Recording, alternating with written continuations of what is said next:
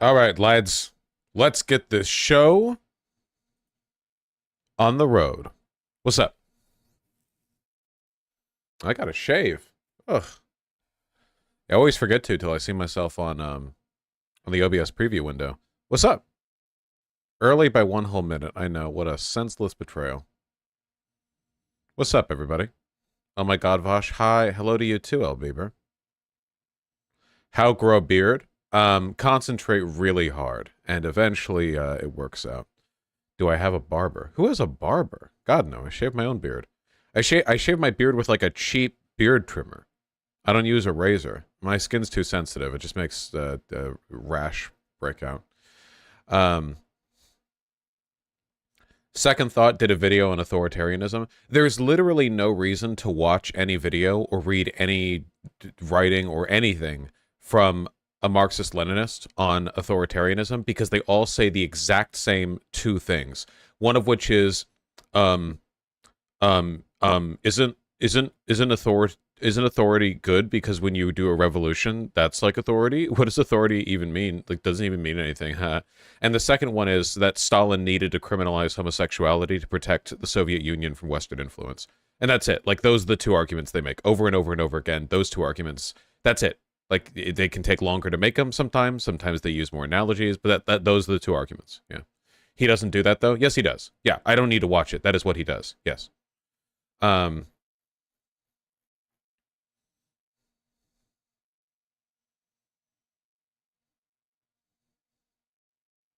Also, don't forget tanky is a slur. Yes, yes, of course. He literally cites on authority in the video. Yeah, of course. It's the most dog shit piece of writing to have ever come out of Engels, and they all like gravitate towards it because it's their one justification for um for the shit they believe in. You know, like all the stuff they say to defend authoritarianism could be like employed by a Nazi.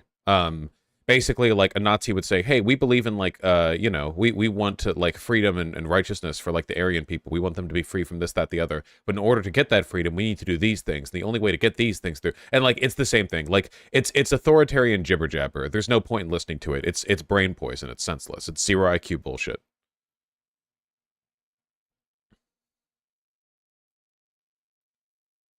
To be honest, authoritarianism is a difficult thing to pin down. It is, but like not when you're talking to Hitler.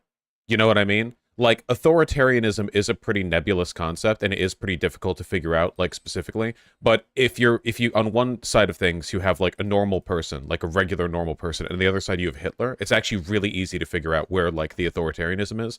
And that's the problem. Like Stalin, it's so easy. We're talking about North Korea here. We're not really like parsing authoritarianism on the edge of like specific laws concerning like hate speech or whatever. We're talking about like the difference between liberal democracy and people who imprisoned and killed like millions of people. It's very very simple.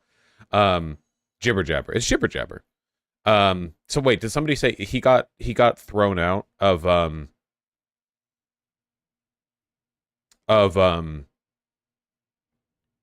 Nebula? That he got removed from Nebula? Is that true?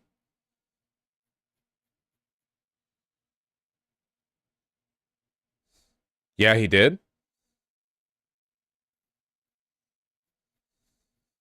For his pro Hamas comments. That's really funny. That's so fucking funny, dude. Holy shit. Fuck that guy. Oh my god.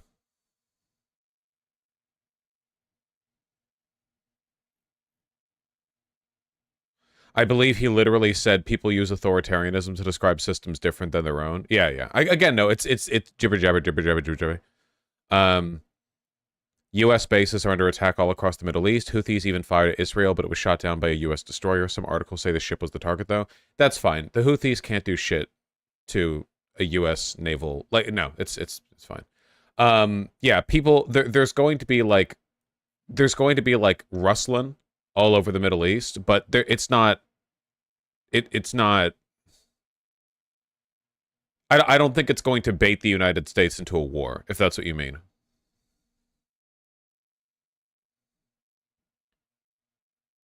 Yeah, they're trying to rustle up some drama, some controversy. Excuse me. Have you seen real life lore? His geopolitics videos are genuinely some of the most impressive and informative seen for a while. Yeah, I have. The problem is that I fucking hate how real life lore presents his videos.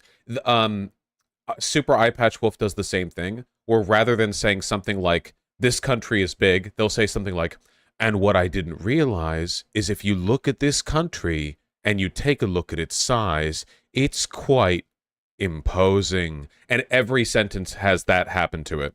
Yeah, that I really like the content of Super Eye Patch Wolf and Real Life Lore videos, but that style of delivery sometimes, I need to.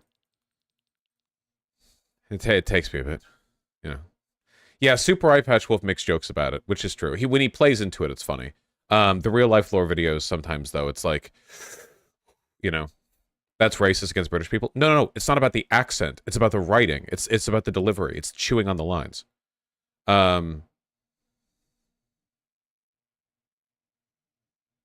and he's not British. Oh wait, is he Northern Irish or Irish? Whatever. Um, what about oversimplified videos? I don't watch those. I don't need anything simplified. My giant wrinkly brain needs things to be complicated. That's what it needs. I want things overcomplicated. Thank you.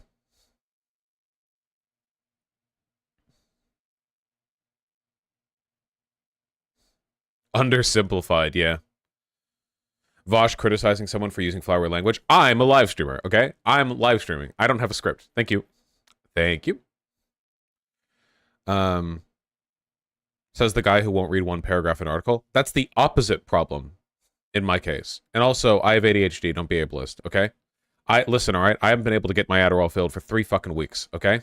I know what the children in Gaza are going through with deprivation, not being able to get access to resources. Except my shit's even worse, okay? Because Adderall is way more important than food or water, or freedom, or not being bombed. That's why I have such a deep connection to this conflict.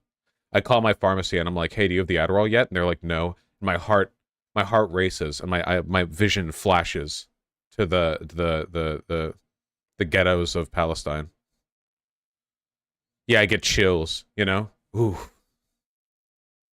Why can't you get Adderall? I can get Vyvanse. Just Google it. So I don't want to answer questions. Like, Vyvanse and Adderall are different chemicals. Like, they're different things. You fucking, like, why can't you get X drug of Y drug? I could get Vyvanse. It's an Adderall shortage.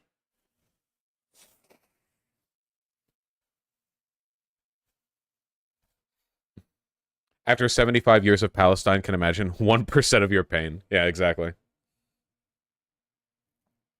Oh my god. What you said Google was dog shit? Yeah. Do other meds not work as well for you? No, they don't. Trust me, if they did, I wouldn't use it. No, it's the same chemical being limited by the DEA. Benjamin.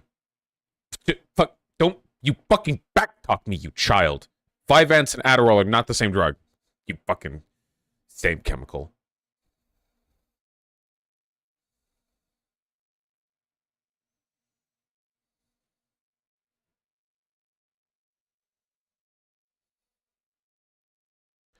But they both treat ADHD. Damn, that's fucking crazy. I just didn't realize medicine was that simple.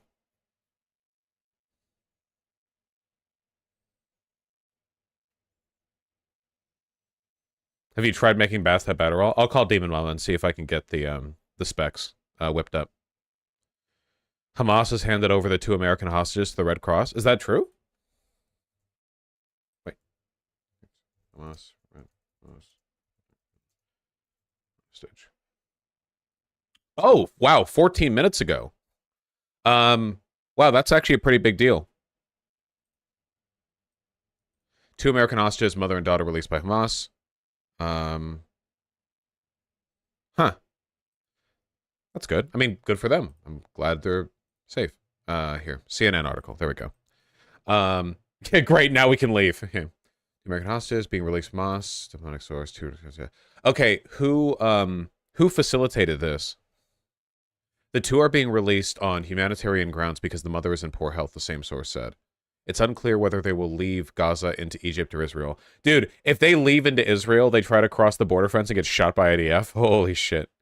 This is the result of negotiations between Qatar and Hamas that started after Hamas abducted. But Qatar? Bro, how fucking bad does it make Israel look that Qatar is the government that's securing the release of American hostages? Oh my fucking god, dude. Thank you, Qatar. Thank you.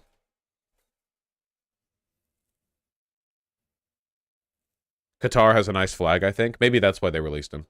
Out of respect for the nice flag.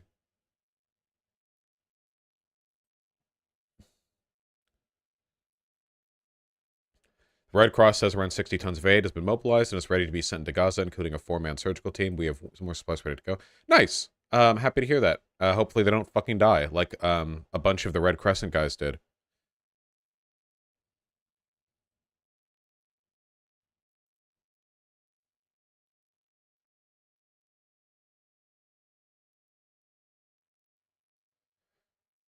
Excuse me. Did any American civilians die in the October 7th attack? Yeah. Didn't? Yeah, I'm almost certain I remember that happening. Yeah. Because, you know, half of the population of Israel at any given point in time is Americans. Did anyone see that really funny video where there was this dipshit fucking Israeli woman speaking with a perfectly clear American like New York accent, talking about how she was like baking like confectionaries for IDF soldiers to support them in their grand crusade for fucking anti-jihad or whatever. Um and it's like, dude, so many of the people who are out here repping Israel from Israel aren't even Israeli. There was one comment that I really liked. It was like, "You're telling me this bitch that like this place is the homeland of this chick more than like Palestinian families that were kicked out 20 years ago in the West Bank, you know?" Like, yeah, like here is like the ancient glorious homeland of their people, and it's like recent first gen immigrants. Isn't BB from New York City? No. No, he was born in Tel Aviv. Though I think he was educated in Chicago. The biggest Israeli nationalists are American evangelicals. Yeah, though they're not. They don't typically go and over like they don't actually like live in Israel. BB is from Philly. Do you think he met the gang?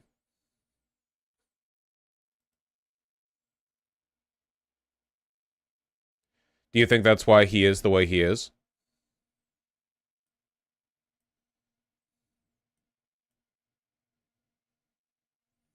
What is this? An Al Jazeera digital investigation found no grounds for the Israel army's claim the strike on the Al Ali Arab hospital in Gaza was caused by a failed rocket launch. I don't care about this in particular. What I care about is the lie about the death toll. The death toll that they lied about means that I don't really care about who actually fired the rocket. Um, because like if there's evidence of one gigantic lie, I guess I don't care that much about parsing out the details on the other side of things. Was that a dead body? No, that was just dust and plaster covered the face of one woman. She moves in the video. Um, yeah. Why would that overshadow Israel bombing a hospital? I think that when it comes to stuff like this through the fog of war, it's usually really important to focus on like one like big claim at a time. If we know that they lied about the death count, it makes me really uninterested in the other facts that matter because the main thing I want the answer to is that. And unless I have an answer to that, I'm just gonna like that is like the thing I'm stuck on. Because I think if you get into this like multi-tiered um you know, like, well, sure, they like exaggerated the death toll 20 times, but now let's argue about this. We already know that Hamas lied like massively, so now I don't have any reason to believe any version of their account like at all, and now it just becomes finagling over the details of rocket technicalities, which is something I'm not interested in.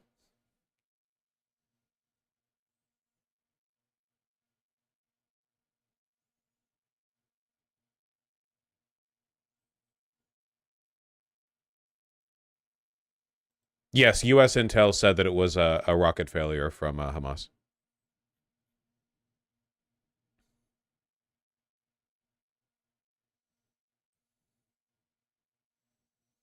What is this?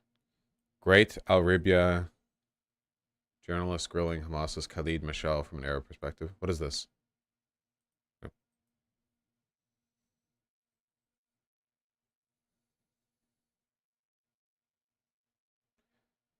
Pentagon say between 100 and 300 people killed.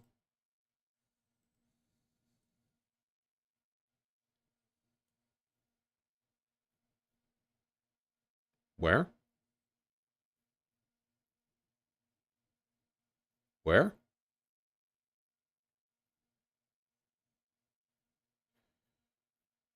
Control F, but I just looked at the thing.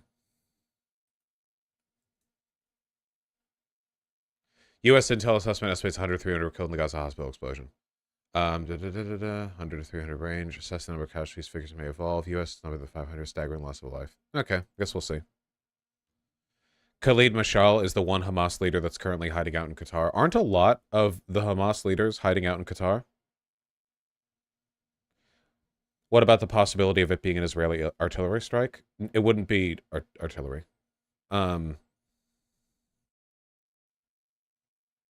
Yeah, most of their leadership is in Doha. Fucking pussies. Dude, imagine believing in jihad and not going out there in the front lines. Isn't martyrdom like the #1 shit that jihadists believe in? What the fuck? What about your virgins, dog? What about heaven, dog? The fuck? Yeah, lacking commitment, okay? This is like the jihadi equivalent of the evangelical megachurch pastors. This is the thread in the theory that it could be our artillery shell. Okay, to be clear, just so everyone understands, I don't care anymore. The only thing that I care about right now is the perceived dishonesty of Hamas at this point, because anything past this point now is like hyper complicated, finagling and technicalities over the specifics of like rocketry and missile dynamics, none of which I know enough about. Like, initially, it seemed to me to be really clear that it was like a JDAM or some kind of missile fired from Israel, but then a bunch of evidence came out that it wasn't that, and then a bunch of, now, like, fucking Al Jazeera is saying the opposite, and it's like, I don't know enough to weigh in on this, you know? I had, my knowledge on rocketry was at the level of, that's a big fireball, and it went whoosh before it went bang. That anything further from that, I have no, like, point, there's no point in commenting on. Though I am still really curious about the fucking, like, lie about the death toll.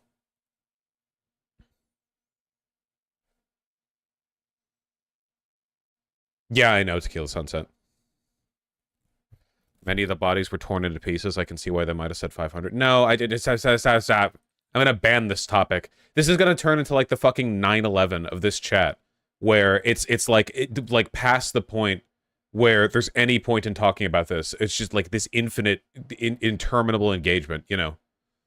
The most important part is innocent people died in the hospital. Yeah, innocent people died and a lot of fucking people lied, okay?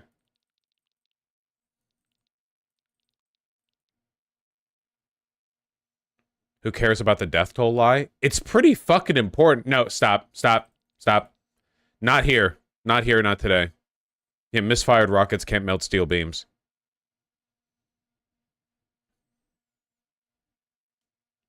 Actually, I'm pretty sure that missiles can melt steel beams. Well, maybe they can destroy steel beams, at least.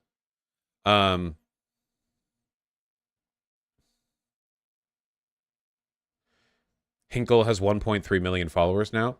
That makes sense. He got banned off YouTube. Also, he definitely gets bot farmed. Don't believe any of the follower counts of any conservative account that you see. We know for a fact from like multiple investigations that have been done from various journalistic outlets that a fuck ton of the followers and engagement that they get, including Elon, like a huge portion of Elon's, is just fake bot accounts because they all like bot each other, you know? I mean, especially since Elon Musk literally, like, single-handedly controls the site, and we know he's a far-right partisan hack. So, like, there's no reason to believe anything there. Total nonsense.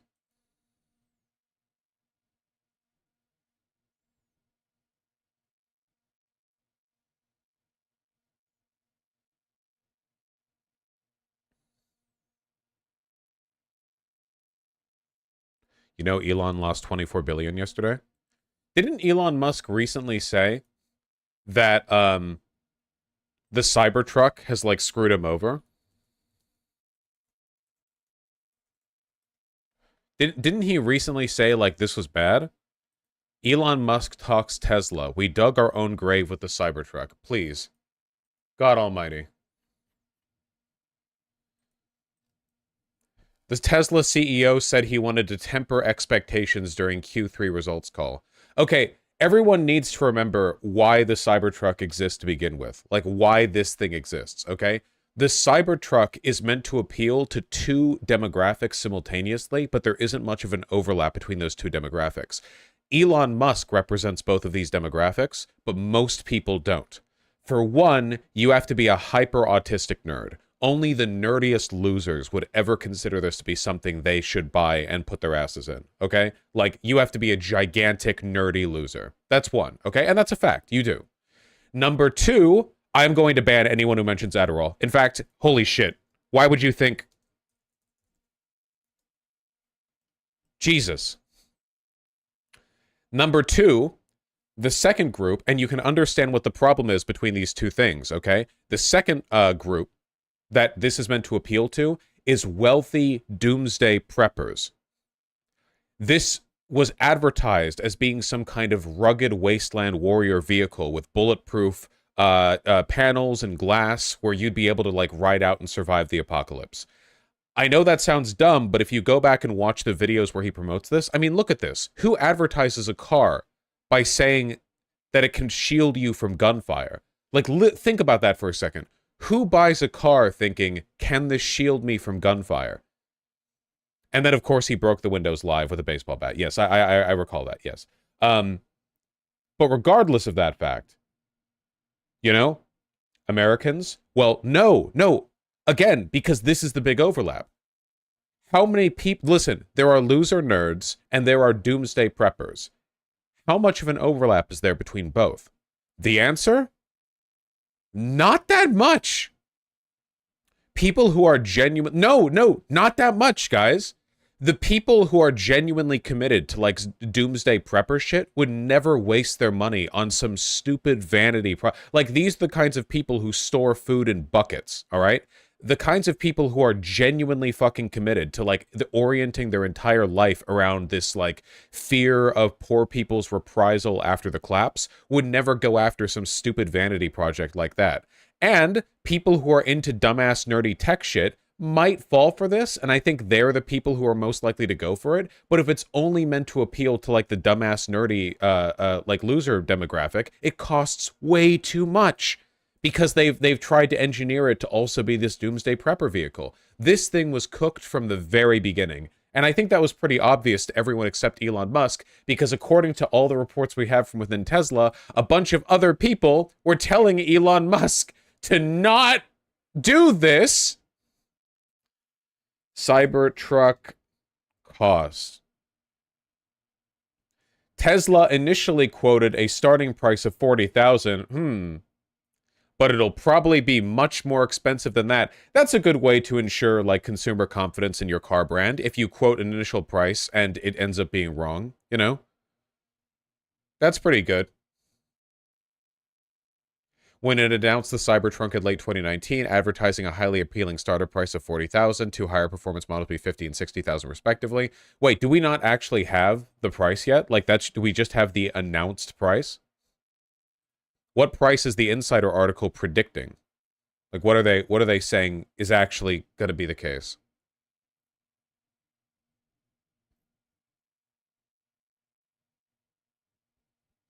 Update, 55K Teslas got pulled 2 days ago because the brakes malfunction constantly. Nice. Affordability in manufacturing is all about scale. The more trucks Tesla can turn out of its Texas Gigafactory, the cheaper it can sell each one for. And Musk says he foresees, quote, enormous challenges in ramping up Cybertruck production. I wonder if there are any logistical problems with making a truck that has, like, no parts in common with any other thing, meaning that literally every single part, all of it, has to be custom built for this, and there's no overlap, and you can't, like, benefit from the existing means of production in any way, shape, or form. Vosh, the car will cost $69,420. That's honestly not impossible. That's genuinely not off the table, just so you know.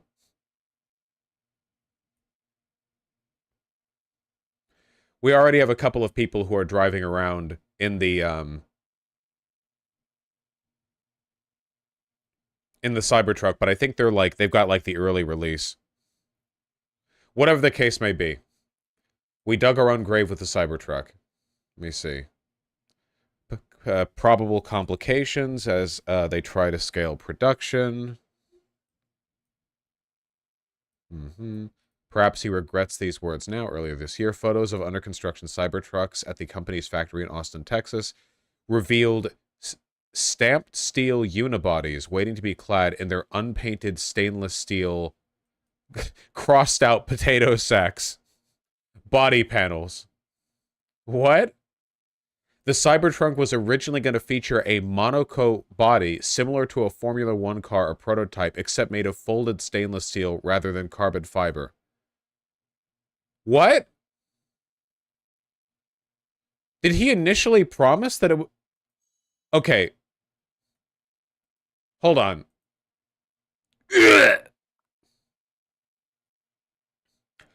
Okay, basically... The gist of this is that initially he promised that the Cybertruck would have, like, this beautiful, like, custom, like, folded steel, like, super bespoke... I don't know what I'm looking at, explain to me. Okay, to give this a comparison in, like, furniture, okay? Elon initially promised that it would be, like, beautiful, hand-carved wood... wood paneling. And then... it turns out it's actually made of particle board that's being like drilled together in 20 different pieces. Like he thought he was ordering something from like West Elm, and it turns out it was actually IKEA furniture. That's the gist of it, okay?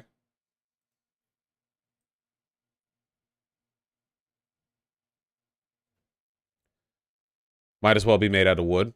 Apparently it's smaller now than it was on stage. Did they shrink the Cybertruck? Okay.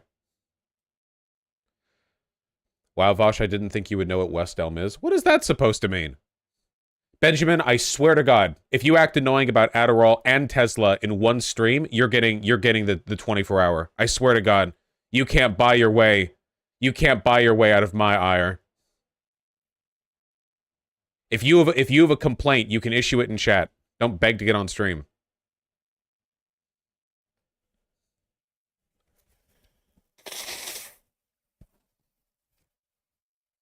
Can't buy her the ire. You're getting a lot wrong, though? Then say it in chat. Don't just say you're getting wrong. Why would you... What do you think... Do you really think I'm just going to drop a segment and have, like, a person on call based on their word that they were a Tesla investor? Do you think being a Tesla investor gives you credibility or takes away credibility from what you're saying? Wouldn't a Tesla investor be monetarily incentivized to, like... First of all, you're a Tesla investor, okay? Second of all, it would mean that you have an incentive to say things to defend the product. What... I'm not an investor anymore. Just, if you have a thing to add, say it in chat. Okay. Do people actually want big electric pickup trucks? No. No. Super dorky, nerdy, electric vehicle, doomsday prepper pickup truck is an incredibly narrow demographic. This is an extremely small range. This is a tiny window. And Tesla stock fell roughly 9%. Okay, so that's how this ties together. Tesla CEO says he wanted to temper expectations during Q3 results call, and then the stock fell 9%. Guess he didn't temper them enough. Jesus, people sound disappointed. The 9% drop is from Benjamin selling all of his stock. This is when he got away. It's the motor making it expensive. The production line is made simpler by the design, but it's difficult to scale because even though the assembly line is simple and efficient, it's never been done before and requires a big gigapress to stay. That's what I said! By having custom parts and a custom construction process, you're escalating the cost of mass production because you can't benefit from any existing factory processes. I didn't even talk about the motor. But, like, it doesn't change the fact that he went from, like, the carbon fiber, bent steel, big single press thing into, like, the fucking melded together sheets. Have you guys seen the fucking build quality on Teslas? Look at this thing.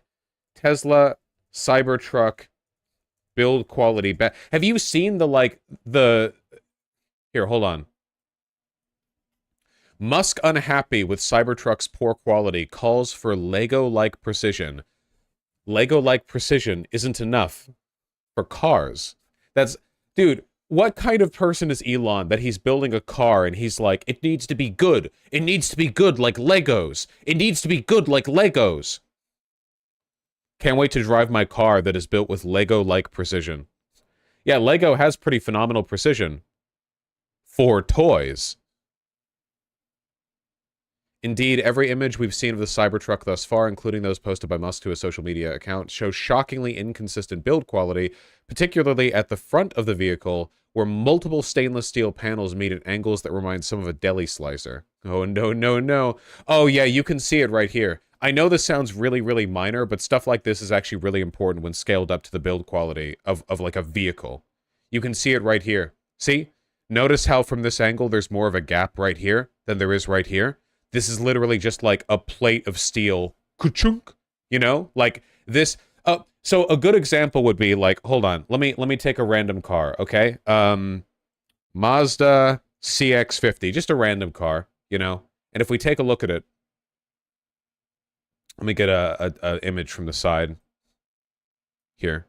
Okay, notice how if you take a look at a car that was made by, like, not ultra-wealthy crazy lunatics or whatever. Oh, is this like a low... Fuck. Ah, god damn it. You know when the Google image search lies to you about what the resolution will be of the image and you don't find out until you expand? Okay, here we go. If you take a look at basically any actual vehicles that people drive around, you'll notice very consistent spacing in between all of the pieces of the car that are assembled together. And that's really, really important because it means that the car wasn't built by monkeys. That's very important. So if you, like the lines here, like this is obvious, like the hood's supposed to pop open, you know, but so that's why there's a gap because it needs to swing open. But the gap is consistent across, and that's because everything here is like super, super, super consistently put together. Meanwhile, if you take a look at this right off the bat, can you see that the lines aren't perfectly even? You can see that, right? This line appears to be thicker than this line, which appears to be thicker than this line, and there's this really weird gap here. And this is a low-res image. This is just a single image. All parts for this vehicle, whether internal or from suppliers, need to be designed and built to sub-10 micron accuracy. That means all part dimensions need to be to the third decimal place in millimeters, and tolerances need to be specified in single-digit microns. If Lego and soda cans, which are very low cost, can do this, so can we, Musk wrote. Bro, the production process for Lego and soda cans are completely different. Soda cans are like an aluminum plate that's stretched into a press, and Lego is plastic mold injections. This is a different... But you can tell he has no idea what he's talking about. It's because of the stupid straight edges. It's like basically impossible to make it fit well enough because of heat expansion / contraction. That's a good point, yeah. Having everything literally just be like brick shaped probably doesn't make things very easy with regards to dealing with heat expansion. And aren't these steel? Like, yeah, steel expands quite a bit with heat and contracts with not heat. The opposite of heat. The other heat. Here we go. Oh, man. Off the showroom floor when this thing isn't in its pristine lighting. Oh, God. Look at the difference in the gaps. First of all, look at this dipshit. Second of all, dude, look at the difference between this and this. That's actually so huge. Sub 10 micron tolerances. Are you kidding me? Oh, my God. It looks like the monkey NFT equivalent of a car. Never forget when Elon said this could float on water. Oh, yeah. I remember when he just randomly, like, did anyone even ask him or did he just voluntarily offer this lie, this non-information? Yeah, it'll float. This thing with gaps large enough for water to pour through will float. It'll just float, yeah. Dude, look at the, oh man.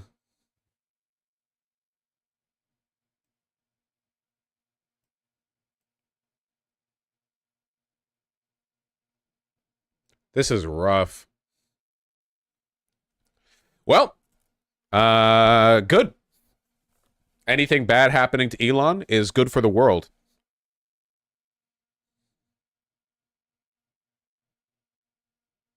New Twitter interview just dropped shortly after Irwin rejoined the company. What are we cooking? Shortly after Irwin rejoined the company, Musk published a series of inflammatory anti-LGBTQ posts to Twitter. In December 2022, he smeared Irwin's predecessor, the recently departed Yoel Roth, adding onto a dog pile of tweets falsely suggesting that Roth, who is gay, had advocated for child grooming in a 2016 academic paper. The paper was Roth's PhD dissertation titled Gay Data. Me too. In which Roth argued for more wide-ranging safety features on gay dating apps. Roth argued that the apps should consider the fact that children who are not allowed on the apps were getting around rules and using them anyway, which should inform how dating apps create safety features. Yeah, oh yeah, I remember this.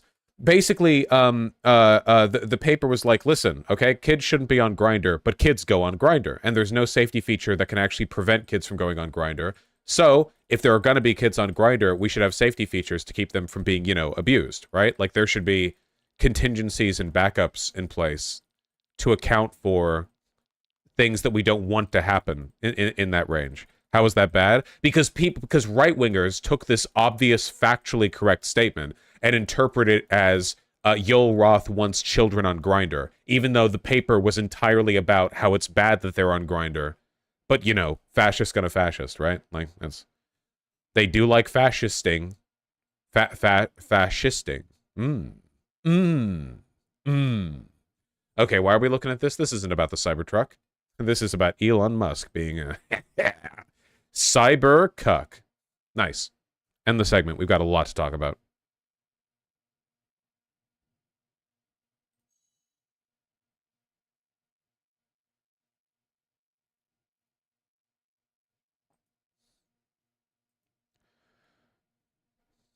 Savage? Yeah, got him there. Elon Musk's empire is done. It's over. I have taken it. Lego manufacturing is insanely tight. It is, but they're not vehicles. I would not drive a car made of Lego. I might drive a car with some Lego parts. I don't know if I'd own one, though. That's a little bit corny. But, you only live once. YOLO. A Bugatti made of Lego exists. This is what Andrew Tate was talking about. Oh, by Bugatti made of Lego, you mean a Lego model of a Bugatti. Oh, no, you mean an actual Bugatti. Okay. Yeah, they have a Lego Bugatti, like, toy that you can buy. Oh, wow, I wasn't expecting this to look this good. This looks really cool. Is this, like, a Lego construction of a Bugatti? Or is this a, like, workable, functional Bugatti frame that has a Lego chassis all over it? It drives? It works? Oh, that's cool as hell. Nicely done, man. You can do so much with Lego. The seats are probably not very comfy. Yeah, well, it's probably not the best vehicle out there, in terms of like safety rating and so on and so forth. But yeah, if this is the ultimate like Andrew Tate simp conversation starter. Like, yeah, here's my Bugatti. What color is your Bugatti? Mine is like baby blue, white, and navy blue. Those wheels aren't made of Lego. What if these are just scaled up Lego wheels? Like you can get wheels in Lego.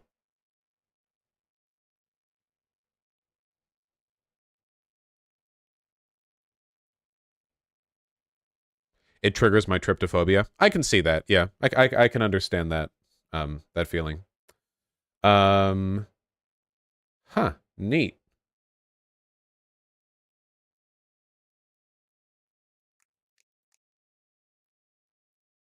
What on earth?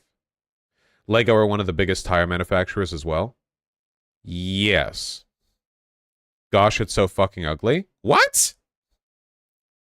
Okay. All right. Reel it in. I think it looks nice, is what I think. That's my opinion on the matter. Actually, that's my professional opinion. I think it's pretty. Okay, we got so many segments to go to. Holy shit.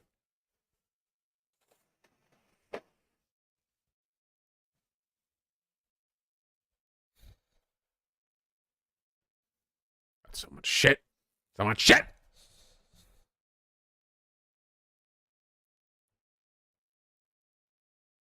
Mustache hair.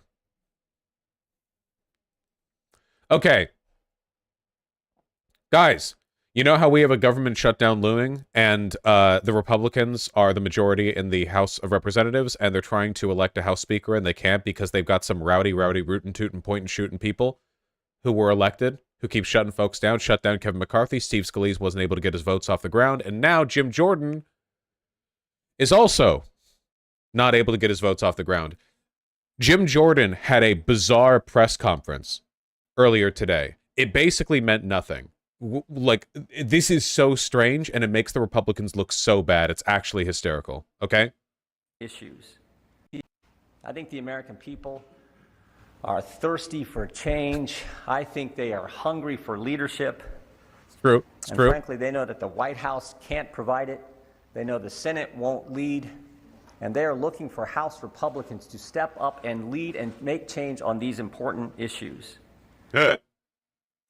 Jordan indicates that he plans to just try and grind it out today and tomorrow, and for however long it takes until a speaker is elected. Basically, Jim Jordan has not been getting an increasing number of votes with every successive attempt at getting him in.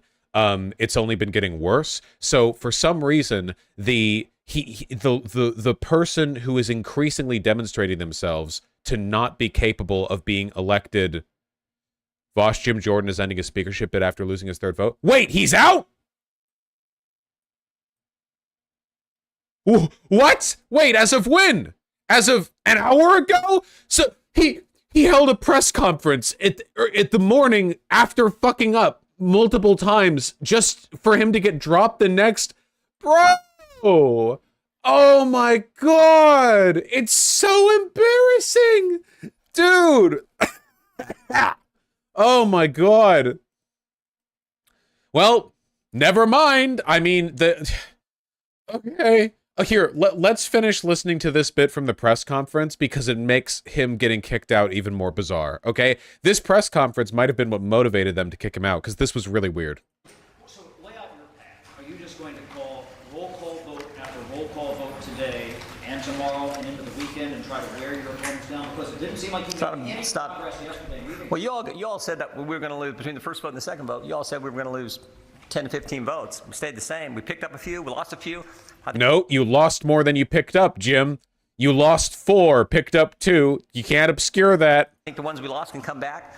So, look, there's been multiple rounds of votes for speaker before. God, he even looks like a rapey gym coach, doesn't he? Not to get into phrenology or whatever, but man, phrenology is real, but only for conservatives. Audio low? Yeah, the audio is a bit low on this. I'll turn up there we go. Harvey Dent looking ass. True. I just know that we need to get a speaker as soon as possible so we can get to work for the American people. Thank you, Congressman. So just to be clear, do you plan to grind this out this weekend if you don't get the votes today? And then secondly, President Biden... He looks like he's crying. He does look like he's crying. It's like he knows what's coming. A $100 billion foreign aid package here in Congress. Is that something that you're making the case for why we need to get the House open so we can evaluate the package. We can't do that. Can't vote on that. He covered up the rapes of his wrestlers. Okay, covering up another person's rapes doesn't make you a rapist, but it objectively makes you rapey. It makes you pro-rape and rapey, right? So if I said rapist coach, I'm engaging in what artists might call a dramatic flourish. You know, sort of like an artist's prose. But if I called him a rapey coach, that's objectively true. Can't pass anything in that until we get the House open. So I got to see the package, but we certainly need to help Israel. But I got to see the package. But again, we can't do that if the House isn't open. All the more reason why we need to get the House open as soon as possible. Now, maybe we should keep it frozen forever, actually. Mr. Jordan, what do you say to the people of Israel, Prime Minister Netanyahu, that you're not able to provide aid to Israel because the House is so locked up? Again, I think you're making my case. I got 200 votes, the speaker designee from my colleagues. The sooner we can get this accomplished, the better for the American people who expect us to work for them and for our friends and allies like the... So after increasingly failing multiple votes, he holds a press conference to essentially say, I'm going to keep trying. You can't keep me from trying. I'm going to keep trying. And then they kick him out. House GOP abandons plan to empower temp speaker. No, wait. This is the New York Times one. Whoop. Jordan loses secret ballot to remain GOP nominee for Speaker. The House plunged further into chaos. After Republicans voted to drop Representative Jim Jordan as the nominee for speakership, Jordan on Friday was unable once again to win over opponents who have denied him this week. Oh, man. So what's next? What comes next? What goofy shit are we doing now? We have to go back to the drawing board. There is no consensus among Republicans about an alternative candidate to Mr. Jordan. Republicans have already shown resistance to a temporary solution that would give Representative Patrick T. McHenry of North Carolina, who is acting as Speaker pro tempore, the authority to run the House for a few months. Yeah, guys, this is my chance. I could become the House Speaker. This is my chance. The ideological and personal divisions that have flared in recent days show no sign of abating.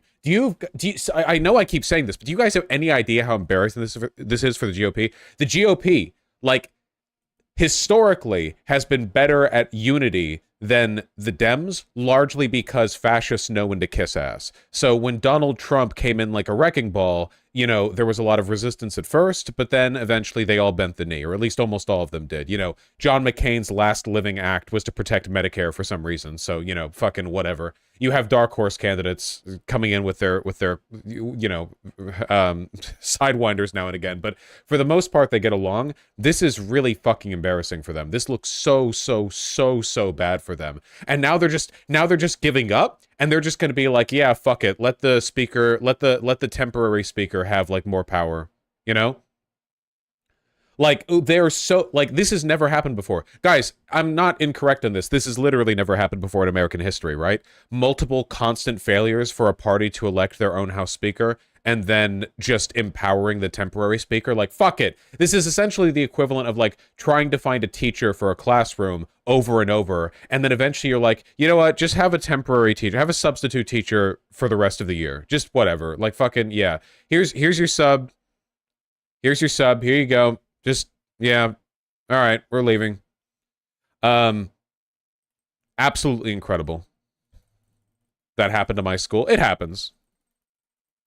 If we lived in a sensible country, this would be grounds to call a snap election. I mean, this is essentially like a long-standing demonstration of Republican incompetence. I mean, like, this is going to go on for months and months and months and months and months, right? So the consistent incompetence here is going to be a pretty easy subject to bully them over. I mean, it looks so bad. This is why parliamentary systems are better. Look, parliamentary systems are probably better for a number of reasons. It's just like, this is unrivaled. When has this happened before? It hasn't. There's no... You know, it'd be really funny if for just this once, the narrative turned to Republicans being anti-Israel and being anti-Semitic because they can't pass any aid to Israel under these circumstances. And it's like the Dems are like, dude, we want to pass aid to Israel, but you guys can't get your house in order. So, like, now we can't help our allies in the Middle East. You think this could go on for that long? I have no idea. I don't know how long this is going to go on for. I think Kevin McCarthy might have actually been their best, like, unity candidate, right? Kevin McCarthy might have been, like, the best chance that... Because Kevin McCarthy wasn't a rhino, but he also wasn't one of the far-right MAGA types. I mean, even Marjorie Taylor Greene backed Kevin McCarthy, so it's not like he was so moderate that he was completely unappealing to, you know? How long has it lasted currently? Like 2 weeks? 3 weeks, I think? About 3? We'll see. What's their way out? I don't know. Nobody knows. Nobody knows what their way out is.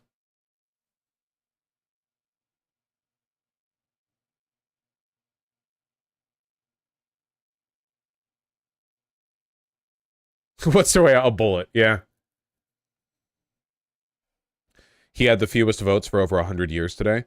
Oh, yeah, I saw. It for the first time in ages, it was Jim Jordan received, what was it exactly? Jim Jordan received less than 200 votes, despite being the candidate from the majority party in the House. Yeah, that was it. Any chance of moderates crossing over for Jeffries? I mean, it's incredibly low, but every time this happens, the odds go up slightly. So they're going up from like 0.00001 to 0.00002, but you know, won't this screw over like the federal budget? Yeah, we should probably do something about that impending government shutdown, huh? Wouldn't that be cool? A little bit? Okay. Maybe.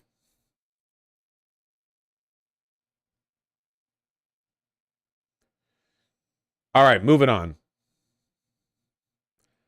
We've got like a metric shit fuck ton of segments to do today, so I'm just going to talk for 30 seconds and hit the money button because I bought an expensive table the other day. I need to make that back. Thank you. Gimme the money. Gimme. Gimme.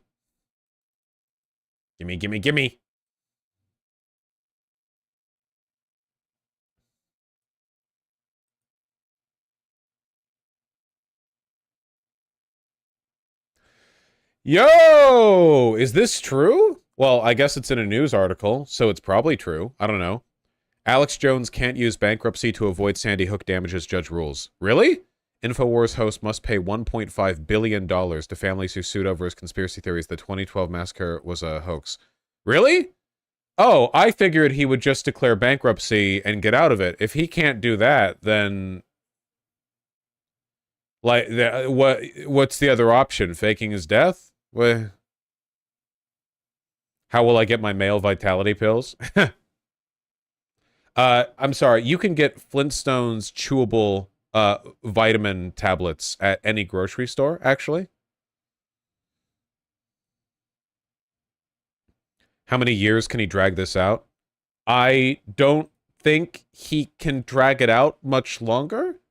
The payment has already been settled. I'm pretty sure his appeal has been rejected, and now they're saying that bankruptcy can't allow him to avoid it. I don't know how much he can drag it out. I think they're just going to start garnishing his assets and wages. There's no way he's ever going to be able to pay this. That's not the point. The point is eternal suffering. And it's a good point. That's a good argument. Yeah, the point here is not a rational proportion of his income, okay? The point here is suffering, and he will suffer. The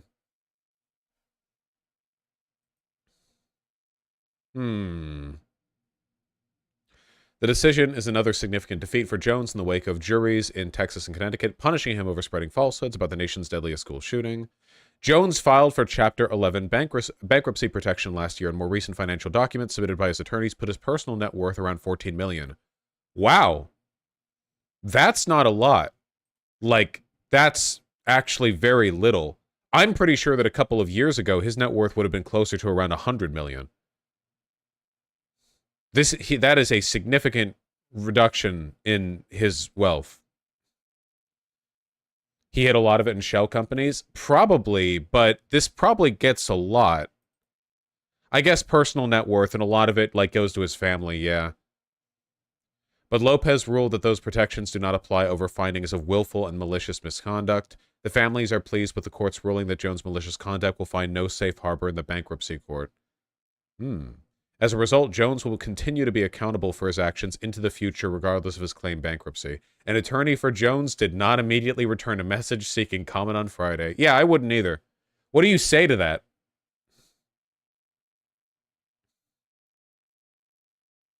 Wait, Vosh, it's not just making the conspiracy right, it's for also stochastic terrorism against the families? I mean, yeah, we went over the ruling back when it was made. Alex Jones was responsible for a lot of really, really, really bad shit. What happens to the money that courts take from idiots like this? It goes to the families. Alex Jones was sued by the families. It was a civil suit from them, so the money goes to them. Those families are going to be fucking rich. Rich! They're gonna be rich. Ooh, they're gonna have big money. Big dollar bills. Listen, okay? They clicked the biggest ad button there is. They clicked the big money button. They were already rich, I thought. Well, they were already rich from the payments they got from the deep state for letting them use their children as crisis actors. Yeah, but this is going to be more than that.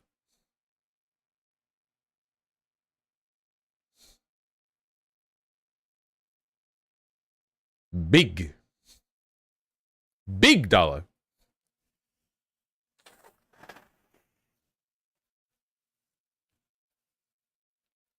Kids are terrible actors. Yeah, did the Sandy Hook guys ever explain that? Like how all the child crisis actors were able to do such a good job with their screams and like timing the squibs with the movements and stuff? Like you'd think if there actually were child crisis actors, it'd be like here's the like security footage of the school shooting, and it's the kids going like, ah! And then you'd have kids like checking their phone like while they're lying down. You know what I mean? Like they do that thing where they're like trying to, you know, like, because they're bored or, like, shuffling a little bit. What if they got a tummy ache when they're lying there? You really think that, like, a 6-year-old actor wouldn't... Like, ridiculous.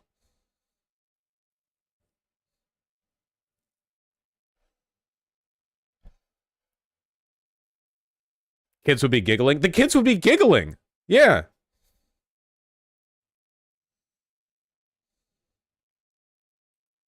Big money.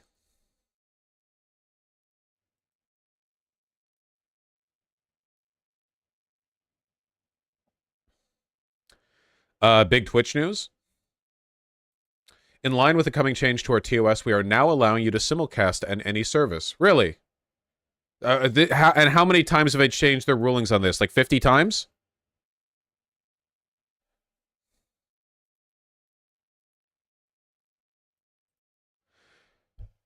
You should not provide links or otherwise direct your community to leave Twitch for your simulcast and other services. Okay. Do not use third-party services to combine activity from other platforms or services onto your Twitch stream during your simulcast, such as merging chat or other features. Really? Okay, so they don't want any like you can simulcast, but you have to pretend you're only streaming to Twitch. Basically, it has to feel like you're only streaming to Twitch. You ensure the quality of Twitch users' experience of your simulcast is at minimum no less than the experience on other platforms and services. Fuck! Wait, that means I couldn't even do it. This is so stupid. Because I watch my site chat. So yeah, my preferentiality towards VGG would constitute a higher quality of experience than that which I provide for my Twitch chat. Oh, fuck, dude, fuck Twitch, man. Fuck you. Fuck Twitch. Jesus Christ. You're literally the biggest streaming platform on the planet. You toss away influence from this shit. You would have more people fucking simul streaming. Otherwise.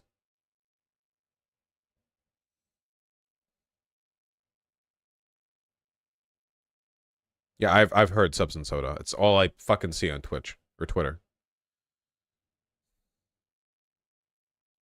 What do you think is the best platform for new streamers? It's really complicated. It depends on like who you know and what your cross-promotional opportunities are. There's a lot that goes into it. It's not.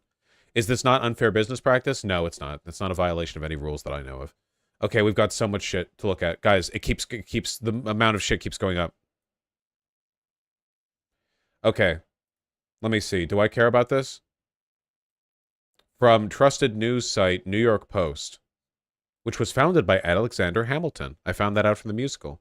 Cartoon Chip Chilla accused of being a direct ripoff of Bluey and fans are fuming. Oh yeah, apparently, is this a Daily Wire production?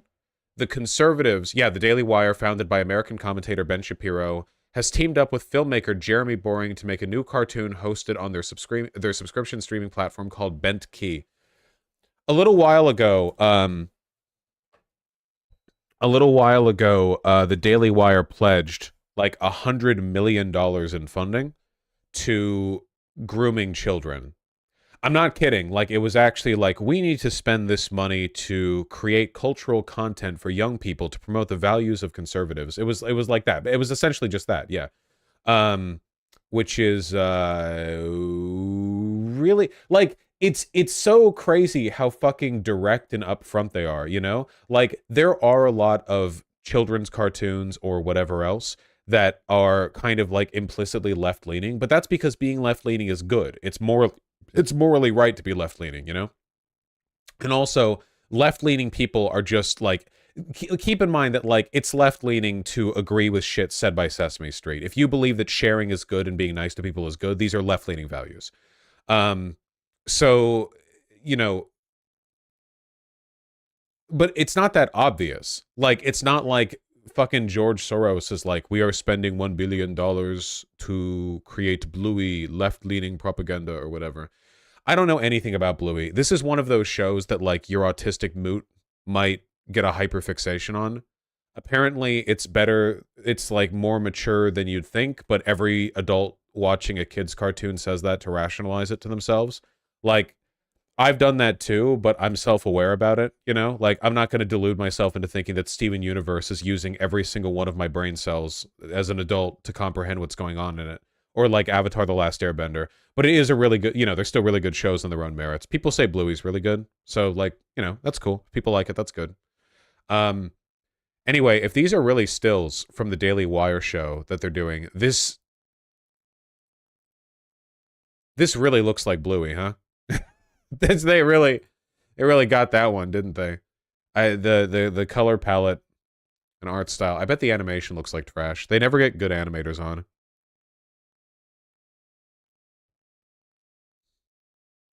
Did you see they're trying to do a Snow White remake with Brett Cooper? Oh yeah, they have this trailer for it. Coming to Bent Key in 2024. Is this copyright? It's probably copyright. I don't think I can look at this. Snow White and the Evil Queen. So is this going to be like woke? How or like anti-woke, sorry. How anti-woke is this going to be? Is it going to be like they made Snow White white? And also the guy is going to kiss her on the lips while she's asleep or something? Is that... What are we...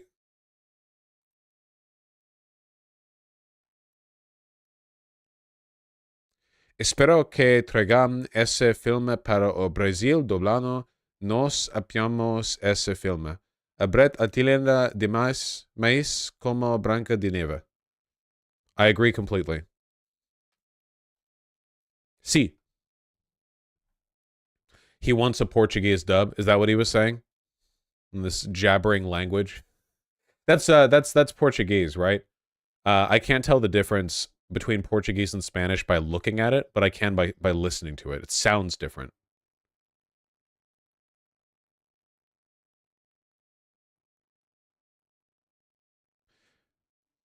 What do you think of the Amazing Digital Circus? Oh, that other thing that your autistic mutuals are forming a hyperfixation on. I don't know anything about it.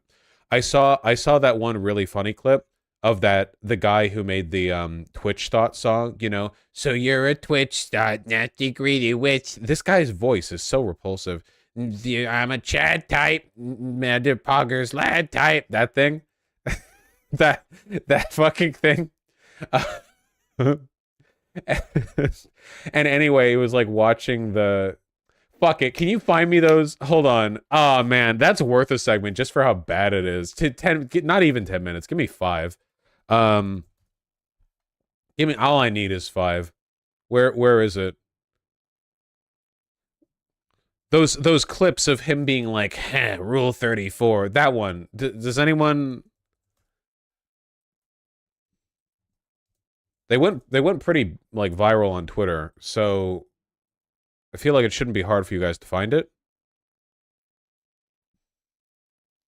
I haven't seen this, so this will be fun. It's worth some kind of discourse. There's something of value. This is a kids show. Is the Amazing Digital Circus a kids show? I don't know. I haven't seen it. It looks like it's one of those like internet horror things where it's meant to be like they're doing like the FNAF thing. They're doing the thing that FNAF popularized where it like there is an aesthetic to it that's meant to be appealing to children, but it's meant to like lure you into a false sense of security to make the horror more creepy. Really popular these days. Yeah, King of Sharks, that's the thing that I'm referring to. Oh, find me that one too. The one where he said lolly daughter about hell of a boss. Yeah. This one. This fucking guy. What's going on? I put on some weird headset and now I'm... Dude, I recognize that voice actress. Hold up. Who voiced this character? Who are you people? And have they ever voice acted in something slightly more Rule 34? He's right. Welcome to your new home. And your new body. Do it. Say the line. Dude, I cannot wait until the Rule 34 artists do something with this. Not because I want to see it per se. Listen, even though Chibi Doki probably would. Hey, VTuber enjoyers, you all have to, you're all answering for this one, okay? You think you're getting away from this just because this isn't a girl, but it's a guy? You're on the hook, all right? But not that I per se want to see it. I just want to see how they would do it. I'm just curious. This was the worst one that I saw. Ah, this dude may sleep around, and he may murder people, and he may be evil, but at least he cares about his lolly daughter. Classic bit. The second episode of Hell of a Boss is still my favorite episode in the entire series thus far. Was that the second one? The one where they go to the circus? And it's about the giant gay owl and his daughter? That was the second one, right? It's a really good episode, yeah. It's really good. Yeah. What did I want to talk about again? Oh yeah, this guy's really cringe. Also, does anyone else think the voice acting, like leaving aside the porn joke or whatever, like the Coomer brain, like Gooner joke or whatever, the voice acting here sounds really good. Okay. Shut up! What's going on? I put on some weird headset and... That's really good. That's like professional quality in terms of like getting like the intonation and getting like all the details of the voice down. Like, you know, that's pretty good. It's an independent project. Yeah, that's what I heard. Like, it's not like a professional show or whatever. It was made by internet people. So, you know, they got the like right. That was probably recorded in the studio. You know when you like are listening to, or like you're playing a video game, an indie video game, or like watching an internet show, and a voice actor comes in and their voice lines sound very different to everyone else's, and it's clearly because they were recording it at home with their headset and they did the best they could, and it's not really their fault, but like they didn't go to a professional studio to record the lines and stuff. You know what I'm talking about? Yeah, I hear that a lot. This is known as the Ada Wong from Resident Evil 4 Remake phenomena. What the fuck happened there, dog? Holy shit. Literally, she sounded great over the radio, and then in person it sounds like she's talking through a fucking like Xbox Live headset. Jesus Christ. The old guy in Big Top Burger has an echo. I don't know. Do I know what Big Top Burger is? I don't know. The writer strike sent a lot of voice actors without a job, so they ended up doing small projects. We're kind of in a renaissance for like indie big media productions, right? Like, think about it. I mean, just off the top of the head from the stuff that I'm aware of, FNAF is getting a movie soon, and that was originally an indie game. Markiplier's releasing the Iron Lung movie soon, and I hope that's good, because that could be like game-changing if it's good. The idea of like YouTuber to unironic movie director, like that could be really good. That's good. A Hell of a Boss is great, even, you know, it's not always perfect, but overall it's pretty great. Better than most of the shit that you'd see. Like, people love to dunk on Hell of a Boss, but watching Hell of a Boss is consistently more fun and interesting than like the vast majority of animated television that is meant for adults. Like, I've watched a lot of animated shows, and like, again, it's not like it's perfect or whatever, but people pretend the Hell of a Boss is like really bad. Like, holy shit, fucking read the room, okay? Have you seen how bad it gets out there? It's pretty good, honestly. And then they're going to be doing the show with Has Been Hotel soon, and now they're doing this big internet, great internet circus thing, you know? So why don't you watch The Amazing Circus? It's a good pilot. Sure, I will. Sure. Yeah, sure. Smiling Friends? Well, Smiling Friends is managed by like a professional, you know, production team, but yeah, it's definitely like elevated indie content, you know? Here's that Twitch Thought parody clip. I can't do it. I'm not listening. I don't want to. No, I don't want to listen to the Twitch Thought. So you're a Twitch. Fuck. God damn it. I do. It's a banger. It's a banger. It's good. Thought, nasty, greedy witch thought, tier 3 grabbing bitch thought, pimping out your sim thought. I'm the Jed type, Barry Bogger's mad type, Monka is mad lad type, epic clapping rat type, Twitch is hentai. The offbeat, yeah, it sucks so much. Oh my god. Oh, Ruben. No, I brought him, but he was purring, but he stopped. He heard He heard the Twitch thought. Yeah, he heard I'm the Chad type. He's feeling rowdy. Ugh.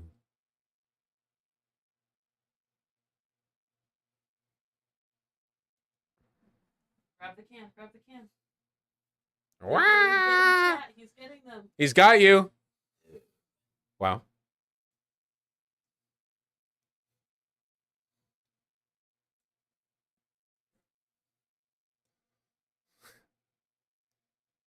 Are you jealous of Ruben? Ruben can't perceive cringe. He doesn't know what it is. Oh, he's purring again. It was good. Wang. Wah, wah. Okay. Be free. Okay. Yeah, we needed a palate cleanser. Don't you have segments to do? Yeah, so the point of that segment was to live is to cringe, but but also watch yourself, you know? The point of that segment was don't kill your cringe, kill the part of you that cringes, unless that's what you're doing, in which case kill your cringe. Okay? Yeah, watch yourself. That's the point of the bit, okay? It's watch yourself. Be careful. Yeah. All right.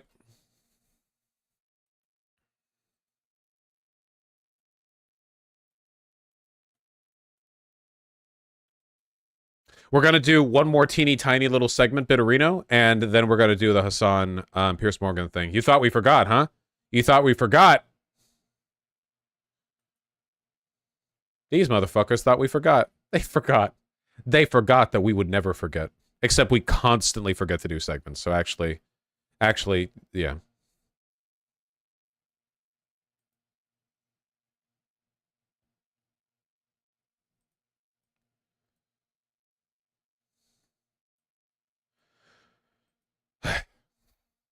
Okay, you know how lately I've been making comparisons between Israel and Russia?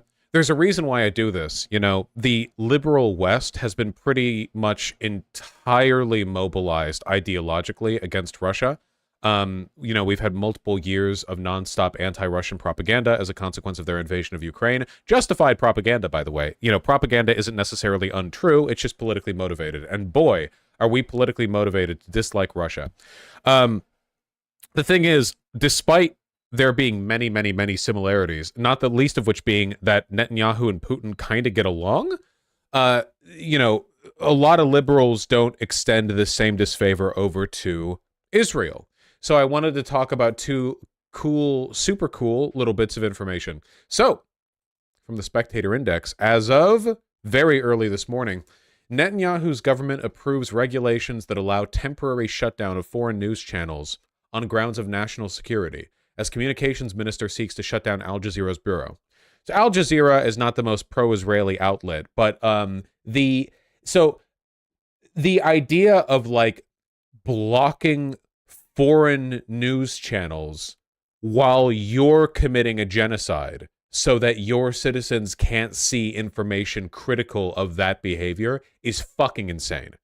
Like, it's one thing with Ukraine. If Ukraine wants to say, hey, no, like, disinfo from the Kremlin, I think that if you're being invaded and your existence is being threatened, it's okay to block propaganda from the people who are trying to kill you. That makes sense to me. I get that. I think that's fine.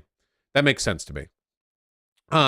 However, when you're the one doing the killing, when you're the one doing the genociding, and then blocking out other, like, what threat is there to Israel here? Like, Hamas is going to suddenly win? Like, oh, Hamas is just baiting the IDF into overextending so that they can mount a counterattack in a pincer formation, you know?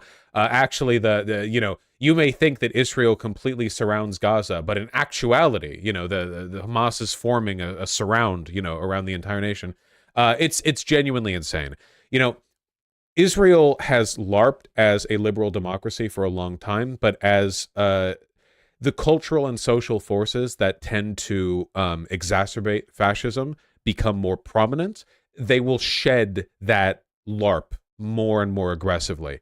The idea of just flat out shutting down foreign news channels is insane, you know, like genuinely psychotic. And I also saw this wacky clip, you know? And if somebody, look, again, I can't, understand, here, every language, is any context in chat you want to supply? Because this sounds pretty crazy to me. Israeli police chief?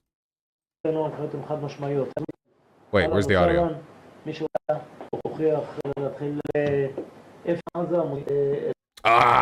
I saw a version of this. Other ear? God damn it. Okay, I was thinking, like, I remember there being audio, but I had both ears. Okay.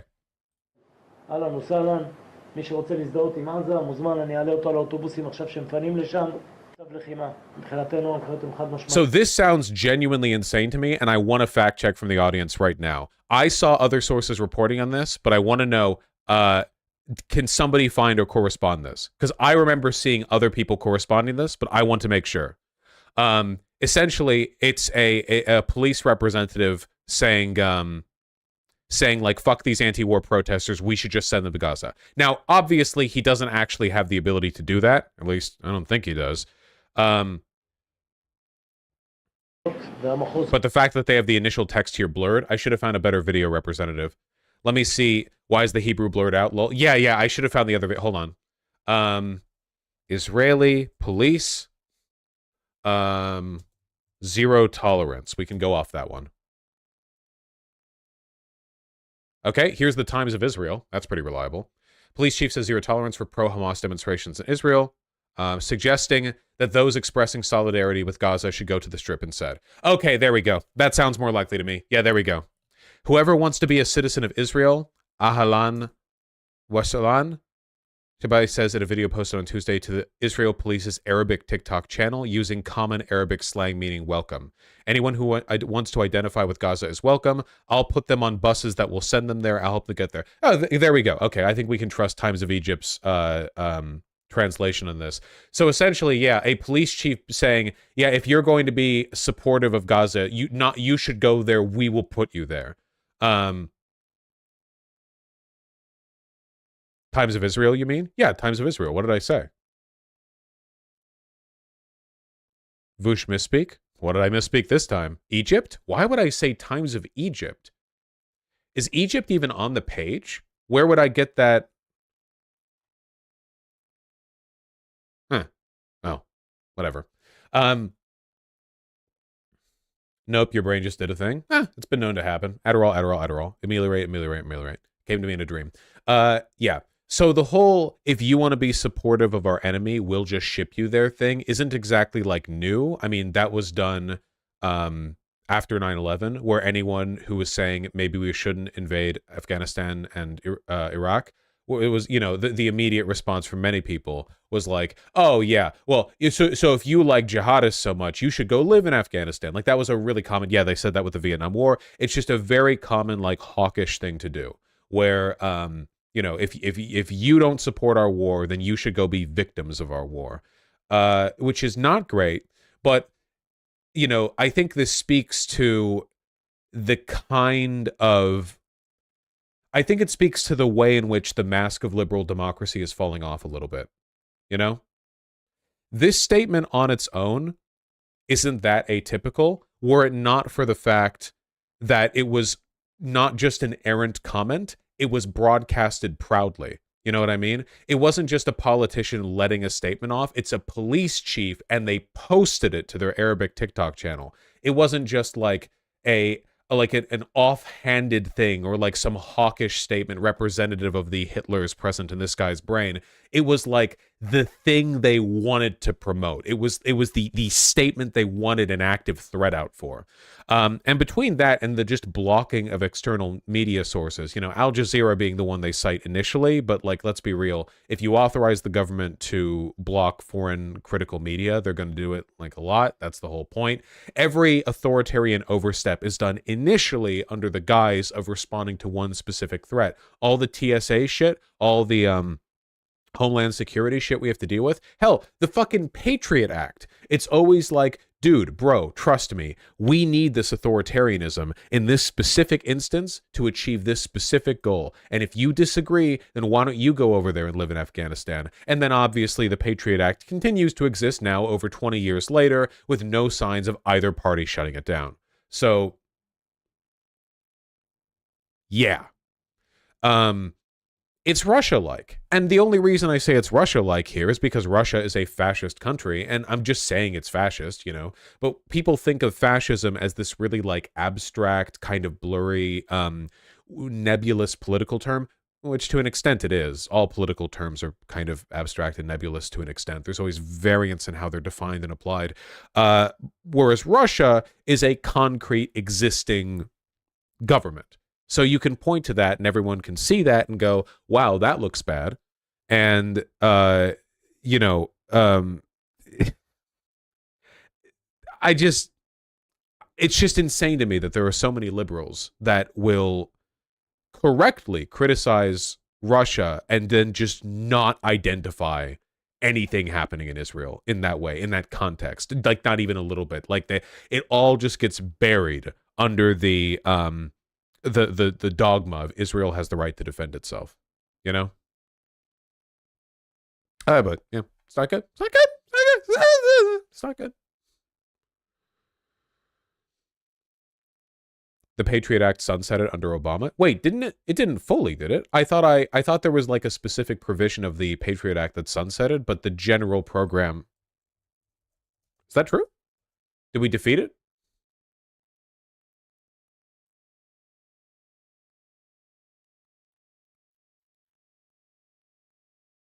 I thought they renewed it. Is Patriot Act still active?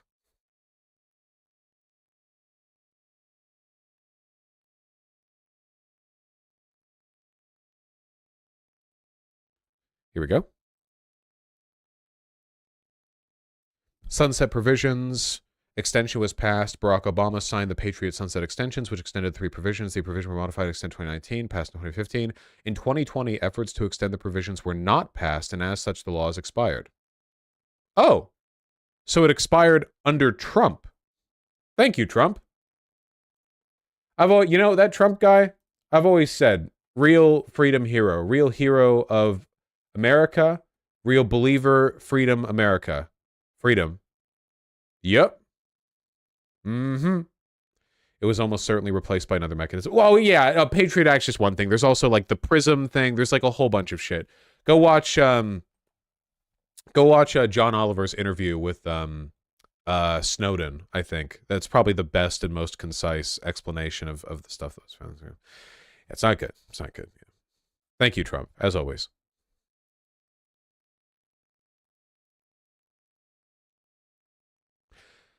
Vosh, the way you're saying to Israel is that's the wrong way to defend yourself reminds me of how Republicans always tell black people that's the wrong way to protest. What is the right way for Israel to defend itself? Probably not like doing a genocide.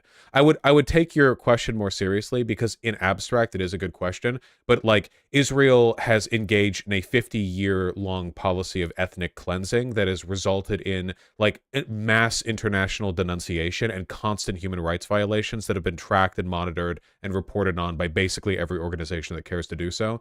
So the idea of like, well, how do you want them to defend themselves then? Which is ridiculous. Like there's literally like a million things that they could not do. Anything else, like, you know, short of just nuking Gaza, basically any step they could take in any direction would be better than the ones they're taking today. Like seriously, it's like, you in Germany in 1942 with your hands impertinently perched upon your hips. Well, what would you do with a population of people who have failed to integrate and are causing problems during wartime? So you say that the camps they're building are a bad idea, but what would you do? Like it's so like it like anything else would be a good idea. Wait, did Jews fail to integrate?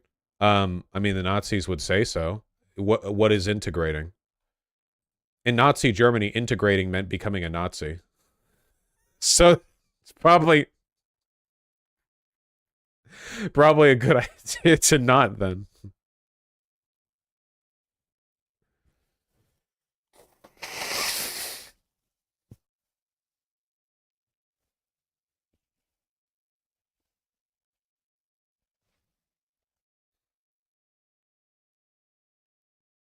Ew.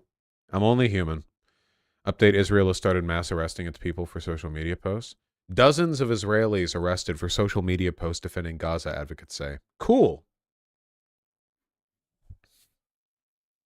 I love my liberal democracy where you get arrested for social media posts.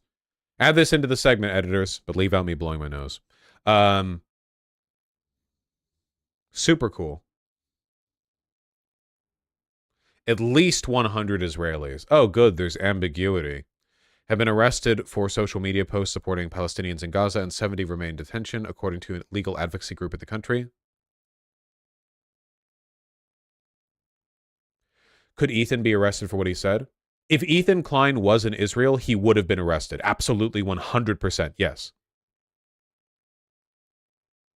We're seeing a change in things we didn't see before. Adi Mansour, an attorney in Adalas Civil Rights Unit, said in an interview, there's a change in the perception of what is allowed and what is not allowed. Love my liberal democracy. Love our one democracy in the Middle East, where they can block foreign media, arrest you for what you say on social media, and threaten to send you over to the ghettos they're currently bombing. Police arrested Dalal Abu Amneh, a prominent Palestinian-Israeli singer, for, quote, incitement, after her social media team posted a Palestinian flag with the caption, "There is no victor but God." That's all it takes. Just posting a Palestinian flag. That's all it takes. Mansour said the others were arrested for posts that consisted of Quran verses, prayers for the people of Gaza, and political analysis of Israeli military operations. Because I know for a fact that there were going to be people in here even who would disingenuously be like, you expect Israel to just allow dissidents? When, like, the dissidents here is literally just, like, supporting the people of Gaza.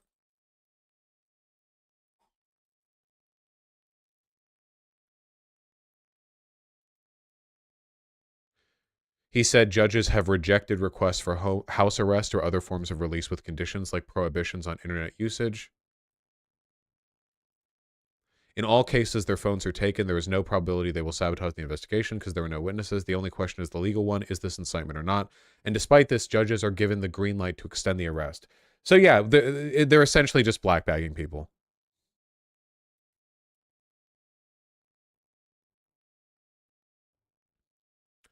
A person was celebrating the engagement of her sister, but because she was posting the picture on the same day of the 7th of October, she is facing a disciplinary process under the argument she is celebrating the death of Jewish Israelis. So essentially, her sister got engaged and she posted on Facebook, "Yay!" And the Israeli police barged down her door and took her away. Yeah, actual 1984.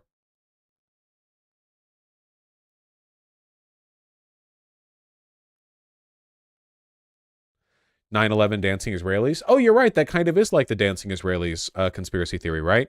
You going into the streets of Israel on the 7th of October and seeing one Jew dancing. Why? Who knows? But it must be because Hamas attacked.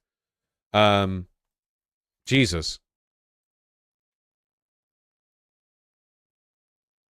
Remember when you argued with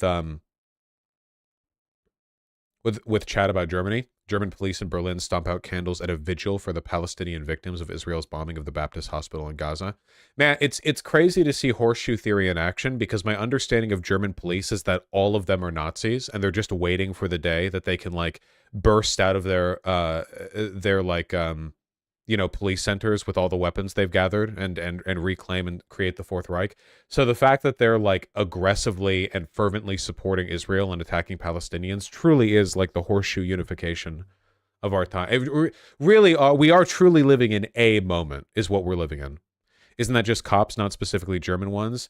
The Germans have it worse. And the Austrians, I suppose. Germany sending riot squads to Palestinian protests. Cool. Anti-Israel protesters clash with German police in Berlin. One of the times of all time. It is certainly a time in history.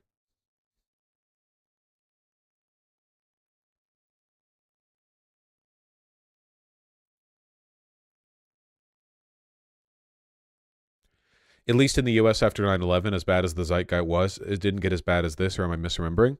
Oh, no, it was nowhere near this bad. No. I mean, the main thing that happened after the things that happened after 9/11 were largely structural. The Department of Homeland Security, TSA, the Patriot Act, all that stuff. And obviously there was like a huge wave of propaganda. But in terms of the immediate crackdown on the protests, my understanding, my memory, and please correct me if I'm wrong, my memory is that like the anti-Iraq war protests, for example, were huge, but they weren't like constant battles in the street. They were mostly just gigantic protests that led to nothing. We invaded Iraq anyway. Also, we didn't start blocking foreign news. I would say that the psychosis that we're going through right now is comparable but contextualized in the modern era of social media. So for example, back after 9/11, people weren't arrested for like tweeting yay about their sister's engagement, but a bunch of like Arab Americans were blackbagged and sent to Gitmo for perceived association with Al Qaeda. So there's that. My what I would say right now is that what's happening right now in like Germany and France and England is not as bad as what America did to its own people after 9/11, but what's happening in Israel right now has the potential to get worse than what we did to our own people after 9/11. Does that make sense? Maybe I'm totally wrong on that. I don't know.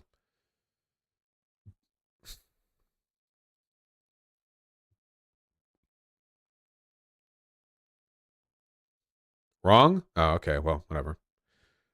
Black bagging is bad. That's true.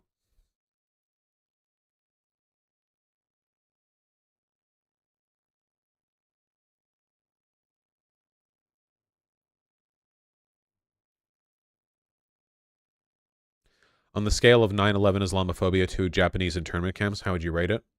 Well, you have to keep in mind that people in Gaza are technically under like Israel as well, and the way that Israel has treated the Palestinian people is worse than like anything America has done to any of its own people since the end of slavery, I think. Yeah, yeah, right? Like even during the Jim Crow days, the treatment of black Americans was nothing compared to like Gaza being an open air concentration camp. I don't want to like oppression Olympics or whatever. Obviously in terms of scale, America's a much larger country, but in terms of like just proportional to the situation, what's happening in Gaza is like fucking insane. Native Americans? Yeah, the natives. When did we stop mass killing them, I guess? Because technically the Native Americans are still in like enclosures, but it's not like Gaza, obviously. They can leave. But, well, they can't leave because they're all poor. So we trap them there with poverty, not with a border fence. But you know, yeah, you know how America likes to do our racial oppression. When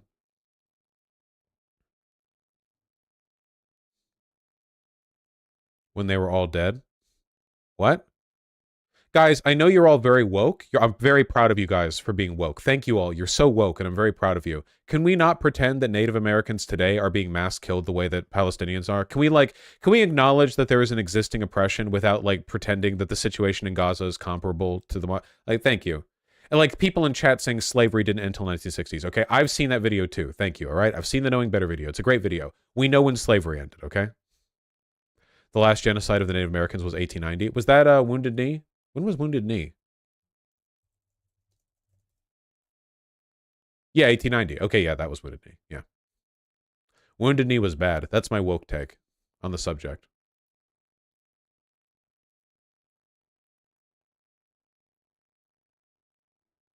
Though I guess it is probably worth noting that, like, more people are dying every day in Gaza than the entirety of Wounded Knee. Like, just in terms of the scale of human conflict, man.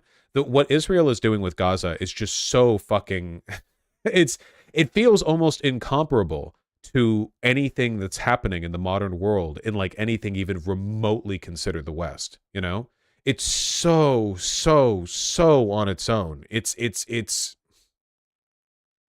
remarkable.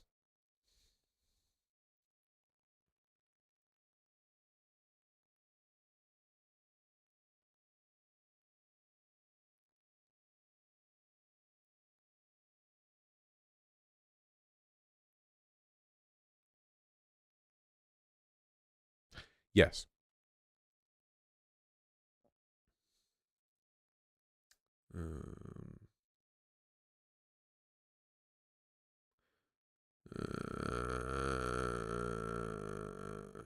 Is this what it felt like when U.S. supported people like Pinochet? Probably. Oh, dude, we still have a dozen links to get through. How is there so much shit today? Okay, we're not putting it off any further. Chat? Chat. Everyone, it's time. Gird your loins and buckle your cuckles. Wait, hold on. Is this copyright? I didn't actually think about that. Is this copyright?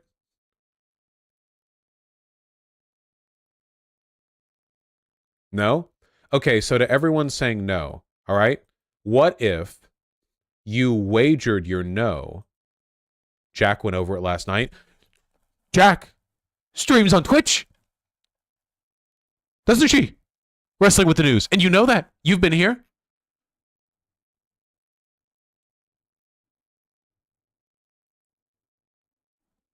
And on YouTube. Learnerbox watched on YouTube. Fair use. Fair use doesn't matter. Don't talk unless you know.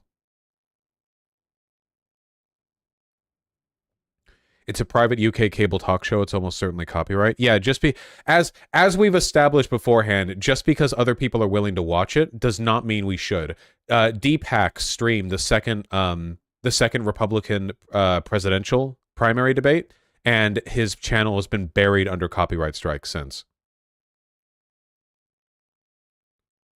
Your mom watched it? What did I just say?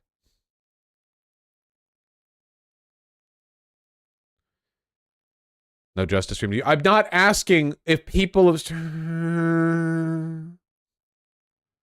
Want me to find out? How could you find out?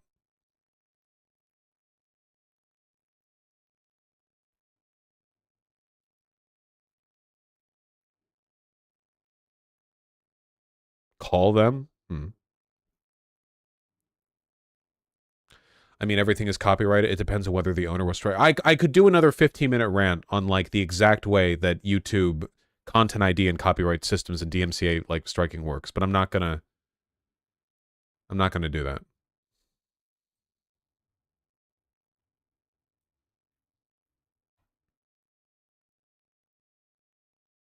Somebody just linked this, a 7-minute clip that Austinox posted onto Dexertonox? Is this an alt? Whatever.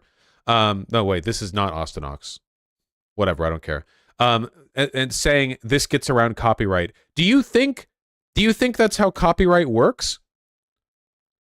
Where if you just put minutes of it on another platform that it stops being YouTube content ID?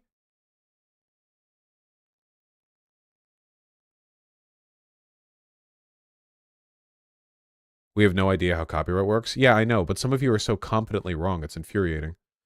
Don't watch it then, but I wanna watch it.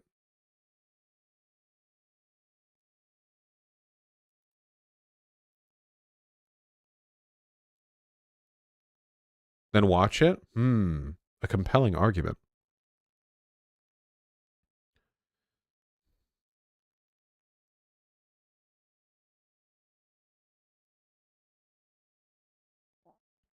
DM watch Piers Morgan versus Bassam Youssef. It's the same show, and her stream did not get a copyright hit for it. BBC says they DMCA. Is this a BBC thing?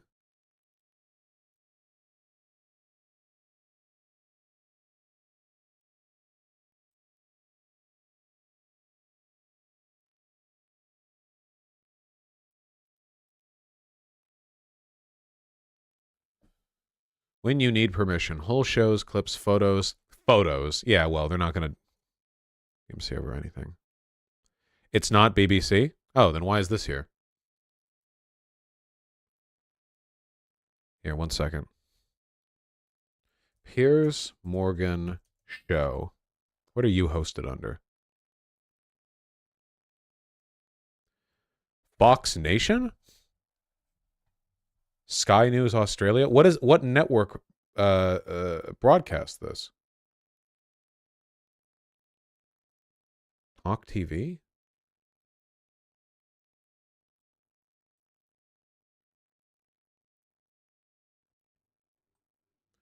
Morgan on Talk TV weeknights, 8 p.m. in the UK.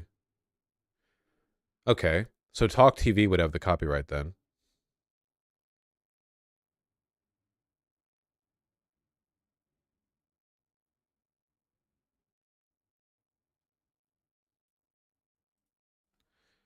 Talk TV, DMCA.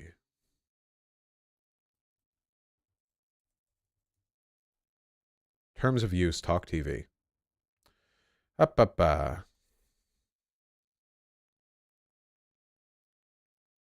News broadcasters generally have to confirm their content ID claim. Really depends on whether it's considered news or entertainment. For example, John Oliver does news, but it's under entertainment. So like those get filed pretty easily.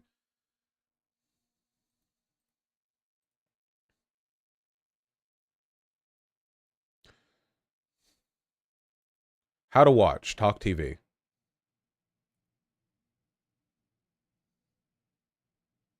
Okay, this just says literally how to watch it on YouTube. That's not... Did you read this before sending it?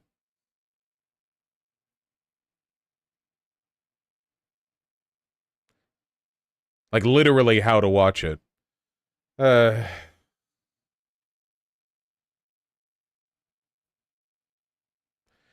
Remember, Talk TV is aimed at boomers. You guys are so annoying. We're gonna watch little bits of this, okay? Editors, feel free to keep as much of that finagling in as you like. But it's interesting that you call me a propagandist, because I want to play you. This was your reaction to when the hospital got I'm bombed. a propagandist. Well, no, for the record. No, I'm not calling I'm a you that. propagandist. I'm just saying. I'm going to play you. I'm saying I am. Okay, well then I want to. I'm saying I am. I just before want to you even play it. Okay, I'm going to play the clip. This is your reaction. I don't know if it's a good idea, like off the cuff, without any qualification or clarification, to refer to yourself as a propagandist. It's true, they're both propagandists, but you know. To the bombing of the hospital the other night. While I was in the process of getting ready for the stream, Israel enacted one of the singular YouTube / Hasanabi Productions. Imagine getting the fucking the accreditation to your fan channel when cited on the big news video. Worst strikes they have done thus far, and an Israeli airstrike hit the Al Ahli hospital in Gaza City. What are they censoring in both of these corners? What are they censoring here? They're censoring Bernie here. What are they censoring here? His chat? Ah, yeah, chat. City, where thousands of civilians were seeking medical treatment and shelter from the relentless bombing campaign. Now, interestingly, when you were saying that, I was coming on air too, and I took a position based probably on 30 years of being a journalist, running major newspapers, working at CNN and others, of waiting, of just saying, I think we should just wait and see what has actually happened here, get clarification, see who's actually to blame before we start passing judgment. This is always the Weasley fucking verbal diarrhea of centrists. They never actually hold to it. People like this are free to make snap judgments whenever they feel they're right to, and then whenever the situation feels a little bit more murky, they pull back and act like the arbiters of caution. Like, news means covering news, you know? If you like, there is no objective threshold where you know for a fact that you have all the information necessary to make a determination. The literally, like, definitionally rational thing to do in any situation is acknowledge how much info you think you have in the situation, assess the evidence present at that time, and say, from the evidence present, this is what I think, but it can change in the future. And then in the future, you can adjust your belief based on existing and increasing evidence. That is like the Greek scholar, Plato, Socrates, big brain, huge, giant Western tradition, logic, reason, Ben Shapiro way of doing things. The thing that bothers me is, like, Israel has been caught lying so many times with regards to their treatment of the Palestinian people and the journalists and stuff, but I know for a fact that a lot of people would just go, oh, well, Israel said X, so, like, that's the thing, you know? And then when there's more investigations done in the future or, like, more evidence that comes up or whatever, then it's, like, a scandalous little bit of drama or some, like, weird, you know, so, whoa, who could have expected that? But, like, maybe you could have, you know, by not believing the shit in the first place, but nobody treats it that way. It's like Schrodinger's caution. situation where you're only cautious about something when it's politically advantageous for you to be cautious about it. You raced in to assume, as many people did, by the way, including the New York Times, BBC, mainstream media, and of course most of the Arab world then followed. And Reuters, so like everyone basically. So what he's saying is everyone assumed something based on the initial evidence, which is fine. That's also how evidence works. That this was clearly, indisputably, an Israeli airstrike on this hospital. And yet all the evidence now suggests very strongly that it wasn't. That in fact this was a rocket that misfired coming from a terrorist group. And look at what he's doing now. See, now so this is what I mean by the Schrodinger's caution thing. Now, so with 1 day of evidence, you are irrationally making the assumption that Israel did it. But now with 2 days of evidence, now I'm super rationally, conclusively determining that actually, now that the existing evidence has skewed in my favor, my assumption that it's correct is extremely rational and reserved. And actually, I waited until all the facts arrived 2 days after the rocket hit. You know? Like, oh, you fools, you plebeians, you idiotically assumed that your information was conclusively determined, but now I factually know that mine is. Like, it's so dumb. A lot of libs are being smug about this, trying to make it like a lefties bit when everyone fucked up. Dude, fucking Reuters said it was Israel, okay? It is the job of the news to proportion their claims to the evidence available, and that will mean retractions and changing stories, and loftily pretending like you're above that when you're just 1 day behind the curve is really stupid. Inside Gaza. So my question for you is this. Why would you I wouldn't go that far, Why Pierre. would you be so certain in what you said before you knew? Why would you be so certain now after 2 days? Like, what?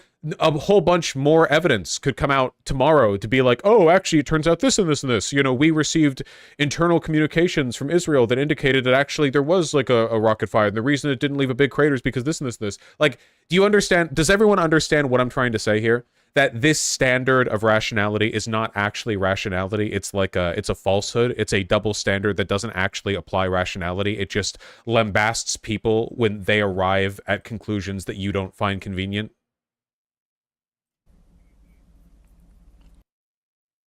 Okay, so first and foremost, before we get started on this conversation, let's understand something very important here. There's no electricity in Gaza. Internet is patchy in Gaza. There's no food in Gaza. There's no water in Gaza. This is all by design. This is because Gaza... I'd say it's wise to qualify statements we make on breaking news with little info available to make that clear. Yeah, I did. Most of the people that well, hold on. There were plenty of people on Twitter who didn't do that. But yeah, I think that's totally reasonable. If you're operating under the fog of war, you never know when you have all the evidence. Like, ever. It's not like you're going to get fucking Columbo, an entire detective team, out to every single bomb strike. Thousands of bombs and missiles are fired into Gaza. And, like, we're going to get, like, an independent investigation team to go in there and, like, super ultra factually. And then we need a second investigation team to make sure the first one didn't have any bias. Like, obviously, past a point, there is a level of, like, ambiguity we have to accept, because that's the case with literally all news. All news that we talk about as though it's factual actually operates within like a range of uncertainty that we just have to accept because we're not God, you know? The problem that I have is when people pretend that one range of probable evidence is objectively incorrect and like rushing, is like irrational and you're rushing to conclusions, but then their range is super objective and like factually determinable. And actually, this is what reasonable people believe. But the next day over, you could have an even narrower range that limits the range of uncertainty even further. And then it's like, oh, well, you know, maybe you were the one actually being hasty. It's stupid, you know? We could do this with all news. This is Pierre's point here, though, annoyingly. The clip he showed of Hasan sounding definitive. Yeah, but it's a single clip. Did Hasan ever say anything like, we don't know all the facts for sure? I mean, maybe he didn't. I don't have, like, a ton of faith in Hasan as a content creator, so, you know, I would, to be clear, I'm not out here staking my entire reputation on Hasan's perceived credibility. is under a brutal blockade, a brutal occupation by the Israeli government, okay? So that plays a role in the fog of war and the misinformation that gets spread. Having said that, however, you you made it seem as though there is a certainty that this was 100% not an Israeli airstrike. No, I didn't. And instead, I literally just said. I literally just said it's not a certainty. Okay. Wait,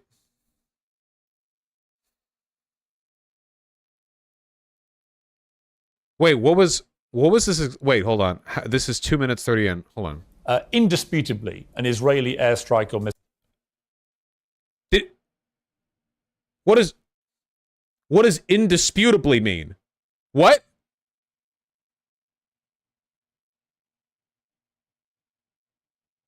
No, he's quoting Hasan there. Oh, he's quoting Hasan. Okay, then what did he say about himself? And yet, all the evidence now suggests very strongly that it wasn't. That in fact, this. Okay, all the evidence now suggests very strongly. Okay, I will admit that is not determinative language. I would say, however, that without any caveats, it is still implying that you know what something is the truth.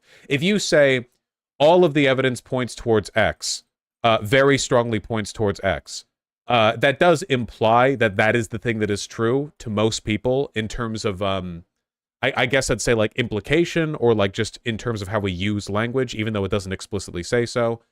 But it doesn't technically say that. Does that make sense? Was a rocket that misfired coming from a terrorist group inside Gaza. So okay, so yeah, I think you could say that he didn't technically do the like determinative statement thing there. This is so fucking dumb, man. Okay, sorry. I said the evidence is Then increasingly pointing to this not being an Israeli airstrike. And that is expert evidence from people who... Okay, so here's the question. Here's the question I'm curious about.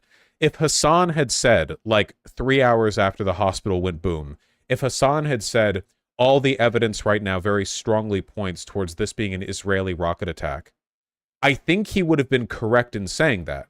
Because at that point in time, with the little evidence that was available, that would be like a correct statement. Reuters was reporting that, like everyone on the ground was saying that, like all the evidence at the time was saying that.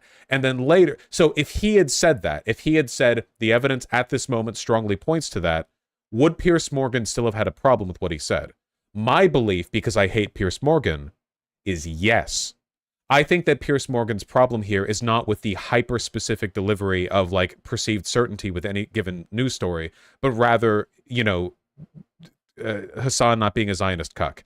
However, that is why it's important to be careful with your language, something that I believe and have always done and have never misspoken or overstated the certainty of any case at any point ever on any issue. Thank you. Who have no skin in the game at all. Yes. Well, I don't know which expert you're talking about, because I think Channel 4 did a pretty good job. As a matter of fact, I would say Channel 4 did probably the best job so far in analyzing everything that the IDF has said. But the reason why I believed, and I still do believe, that the likelihood is that this was an Israeli bombing campaign wasn't only because of the singular verifiable video, the phone. We've talked about this a lot. My current position is agnostic on whether it was a failed Hamas rocket or an Israeli explosive of some kind. We know for a fact that Israel lied about a bunch of shit. We know for a fact now that Hamas has lied about shit. There's a lot of facts that don't add up. I don't really care that much because it seems like it's a conclusion that could only be arrived at if one had very specific knowledge on rocketry, like if one knew a lot on the subject, and I don't. You know, my understanding of rocketry is pretty much limited to that which I had to apply in order to play War Thunder back when I was younger, which is that it goes big boom, and the boom can be different depending on the type of boom. And I didn't even get that far in that game, which is probably good because it's a terrible game, and it funds the Russian government when you be a whale for it. Yeah, so what I'm more curious about is like the lying about the death count thing. Sorry to link, but new reports suggesting, not definitively yet, that the Gaza hospital attack was more consistent with the impact marks from an artillery shell fired by the Israelis. Really? Oh, from Mehdi Hasan too. So reputable. Yeah, this is what I mean about like the cuckoldry of fake, ambivalent, centrist moderation, where you will, so like, again, it's like 0 days in. Wow, your conclusions are so hasty. They ended up being wrong 1 day in. My conclusions now have been arrived at following the full summation of the evidence at hand 2 days in. well, actually, my conclusions are the real. Bro, just admit that you should adjust your beliefs in accordance with the evidence, and the evidence is ever shifting. Like, just be honest with the information you have at the whatever. Okay, yeah. I don't know.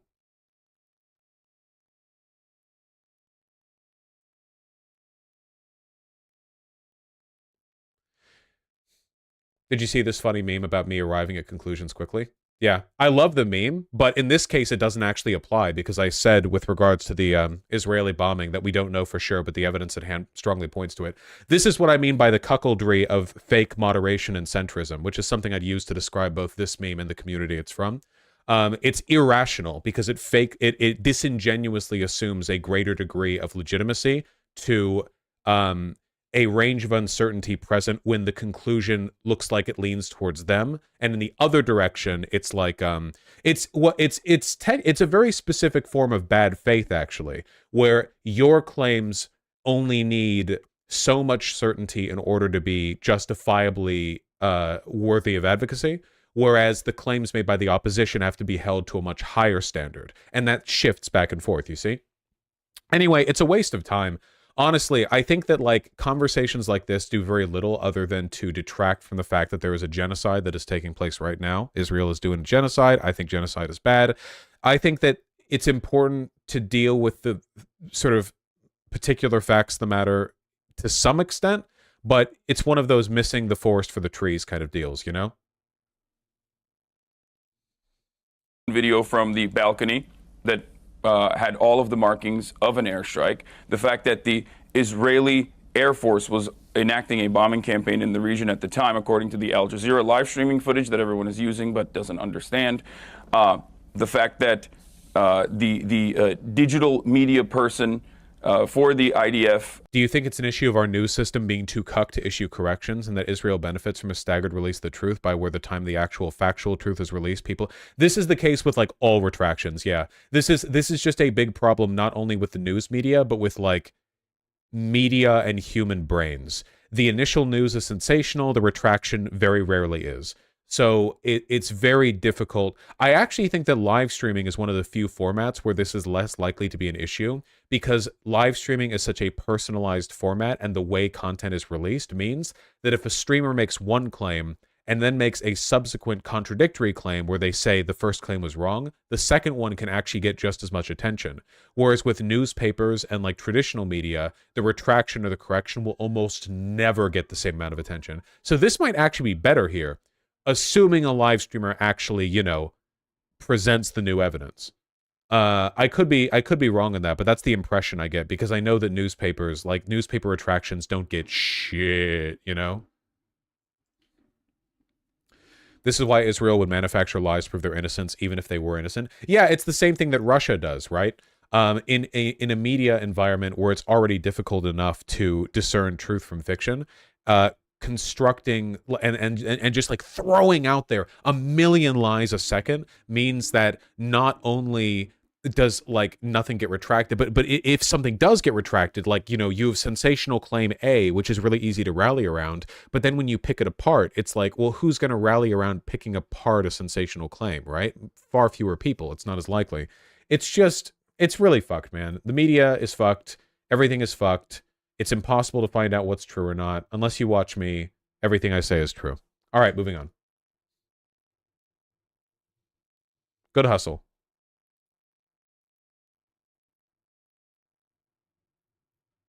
Oh, I thought I clicked it. Immediately came out and said that this was actually an airstrike that hit a Hamas target, and that he was sad that there were, you know, casualties at the end of the day, but this was a Hamas target, and celebrated it. And more importantly, I guess, the fact that this hospital had been bombed by Israel. This hospital had been bombed by Israel on Saturday. 22 hospitals have, as a matter of fact, been bombed by Israel since this last saga in the occupation. And this hospital had been bombed directly by Israel, where the cancer ward was destroyed. Israel has been bombed. I think the easiest thing that he could say here would simply be to say, at the time that I spoke that, the evidence overwhelmingly seemed to point to Israel having done this, considering Israel's propensity for bombing hospitals, the size of the explosion, and everything that was said at the time, plus misinformation that was identified from the IDF. As time passes, more evidence becomes available, and the conclusions will change likewise. It could be that in a week, the evidence will look different, and you'll look the fool for stating confidently this, but, you know, so-and-so. You know, that's probably the best direction to take things with this. This is one of the reasons why the dishonesty from Hamas about the death count really fucking bothers me, because now anytime a large number of Palestinians die, there's going to be a million actuallys where people are like, what happened the last time we trusted a death claim? I'm going to need 72 detectives, and I'm going to need live drone footage, and I need to see IDs of every person who has died. And then, like, it's like, well, a lot of them don't have IDs. They're literally stateless people. They're not even given, like, identification from the Israeli government. And it's like, you know, that's why it's so, you got to be so careful with the misinfo here. I know that there's, like, a huge temptation from Hamas or from whatever to like sensationalize, to try to get people on their side, but a lot of the people in the world already are on their side, you know? Is this anti-Semitic? Is doing a nerd voice anti-Semitic? Come on, that's anti-Semitic. That question is anti-Semitic. What are you talking about?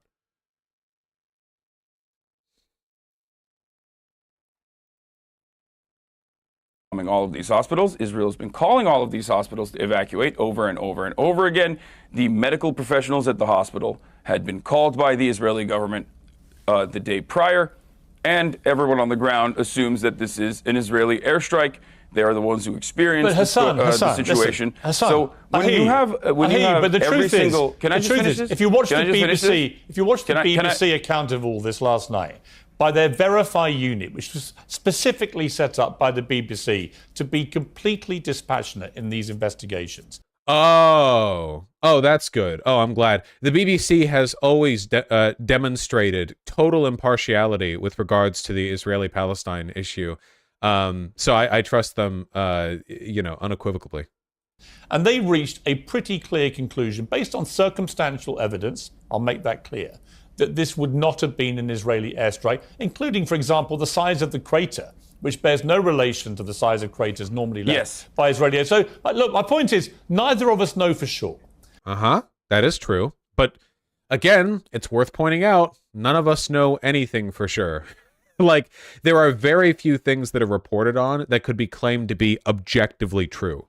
Almost always, it's like an independent source verified, or like a conclusion has been arrived at very clearly. Usually, the only times you know for sure if something is true is if you're reporting on something that the person who you're reporting on wants you to know about them, and they've just said it. Like, they're just saying this. Like, X person said Y. Okay, well, we have a video of that. That's probably true. Though, fuck it. These days, with like deepfakes and stuff, who knows how long that's going to be the case, you know?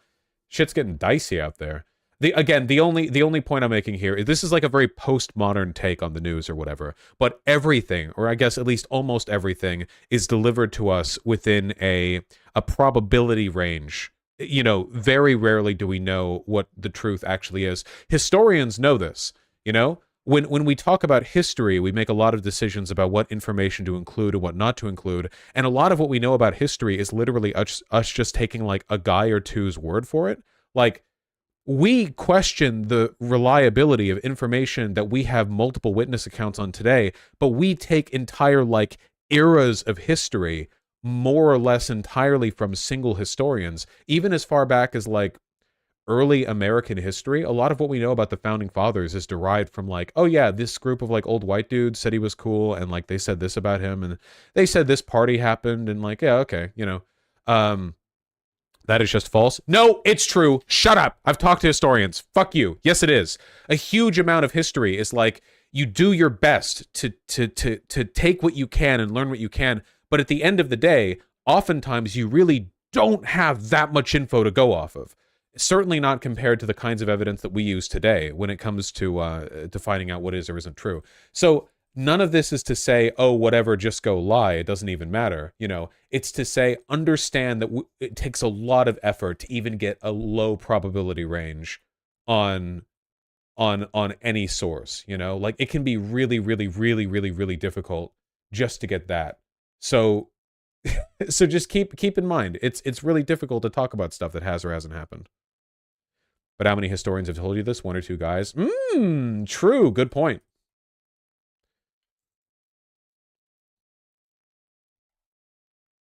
But you took to your airwaves immediately because actually I wouldn't even say unconscious bias, your admitted propagandist bias on your part was that you wanted that. Everyone did. All news organizations immediately said, there has been a bombing at the hospital. Many of them said it seems to be an Israeli bombing. That's what news is. Yeah, you talk about the news. That's how news is, yeah. To be an Israeli airstrike, it suited your narrative. And I would say that in itself, in its way, wanted it to be an is being a Israeli airstrike. stenographer. Well, you accuse me of being a stenographer. I try and be fair and get to the truth. In your case, I don't think you try to do that. I agree that you shouldn't call yourself a propagandist for, like, just without, like, any explanation. I think it would have been a lot better if Hasan had said, we're both propagandists, we both have biases, we both have a narrative, we try our best to account for it, but, that's just it, right? Because that would be true. He did. He kind of said, I am a propagandist like 5 times in a row. It sounded a bit different, but yeah, I get that. I think you appeal to your audience, appeal to your base, and you unfair. don't really care whether the facts are there or not. This is entirely unfair because you just said circumstantial evidence favors that this was not an Israeli airstrike. Yeah. I gave you all of the circumstantial evidence that it does favor that this is an Israeli airstrike. The reason why, however, circumstantial evidence is not enough. And the one thing that I will concede to, because when more information did come out, and no, I do not mean when Israel said that they did not bomb this hospital and it was actually Hamas, and then they turned around and went, never mind, it's not Hamas, it's actually Islamic Jihad. And then they said... Another thing, another interesting point with regards to the nature of truth and how to present it is that it is not at all uncommon, even in like rigorous disciplines, to have people who have edge case opinions on certain issues. A good example of this would be, say, economics, right? Where you have you'll have economic phenomena where the majority of economists have a certain opinion on it, and then you'll have some people who will say, no, I have this different opinion. Historians, the same. Yeah, there will be historians who are like, no, actually, I don't think this event happened the way people think it did. This is my opinion on it. This is the case in essentially all forms of information sharing, and it's not necessarily a bad thing. Sometimes a person with an edge case opinion can advocate for it strongly enough and over a long enough period of time that they're able to mount a growing body of evidence, and that minority opinion ends up becoming the majority opinion. A good example of this would be physics, for example.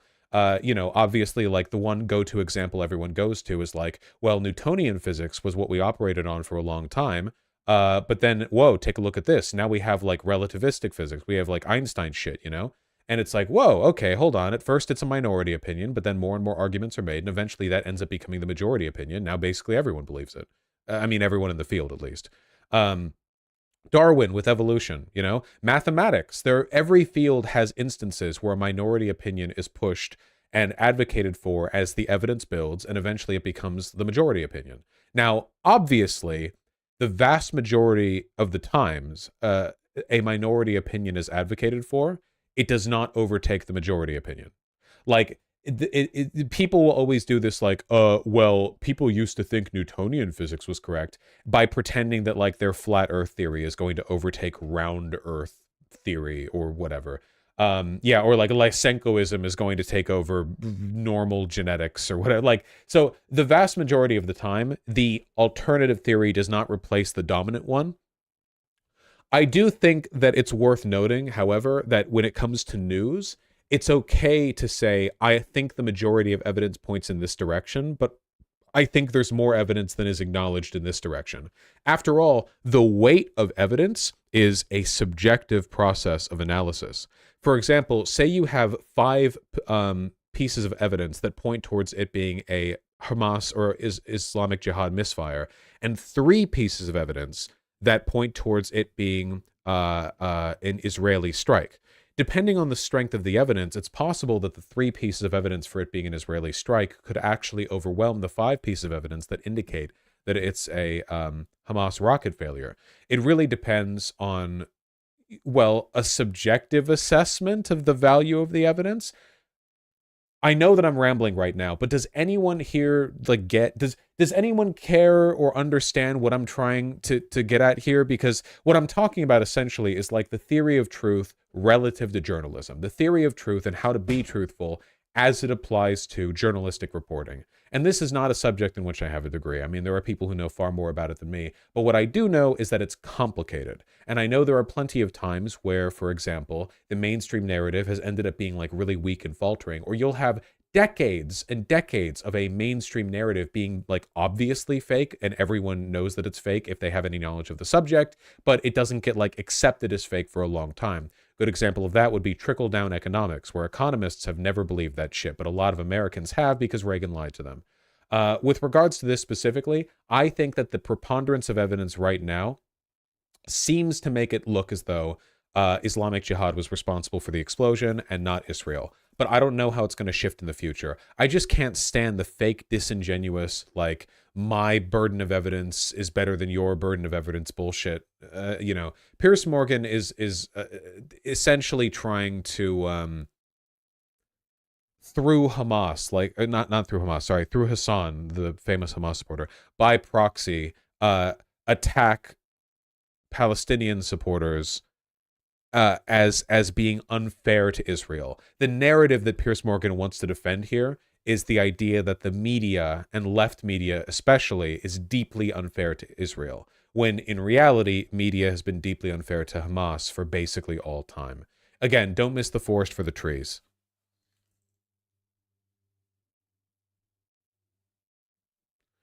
Do you think Piers Morgan would ever have you on? I doubt it. I'm nowhere near as big as Hasan.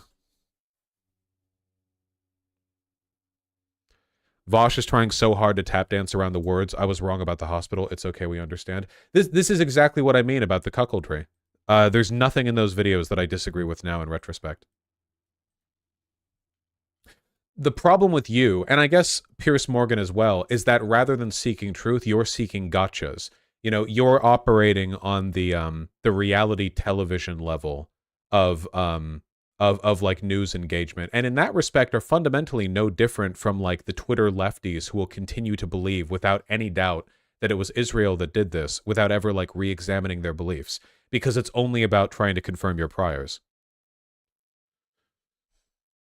You meant unfair to Palestine, not Hamas, right? I just talked for like 20 minutes straight. I probably misspoke like 70 times. Just change around whatever words you need to make what I said make sense.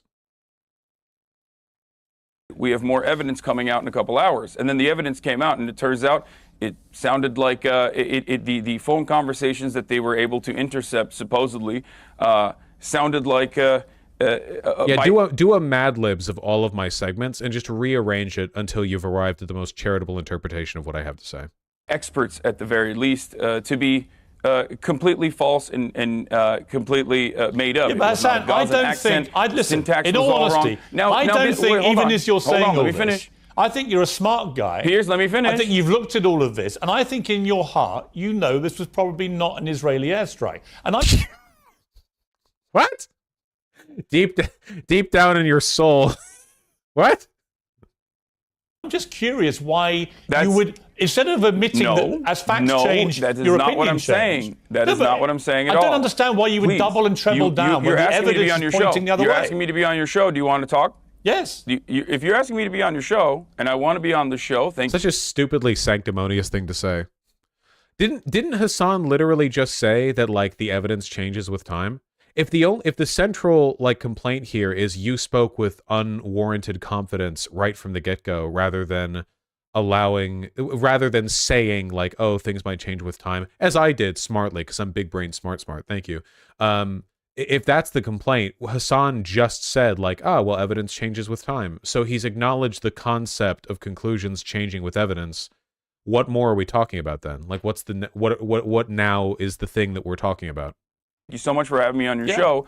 Let me explain exactly what I said, and let me explain to you why I think still, to this very moment, until there is a third-party investigation that is concluded by the UN, the International Criminal Court, or specifically a forensic analyst that looks at the situation, is allowed to be on the ground. This is not just my perspective. This is Betsy. I think Piers thinks Hasan knowingly lied instead of making a mistake.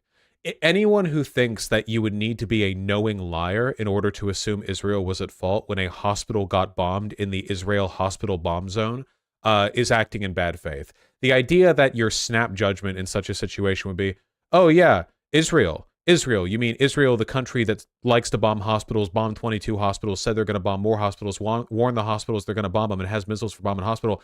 A hospital got bombed? Might have been Israel. Anyone who thinks that thought process is knowing dishonesty is like completely cooked. They're their own propagandist now, you know?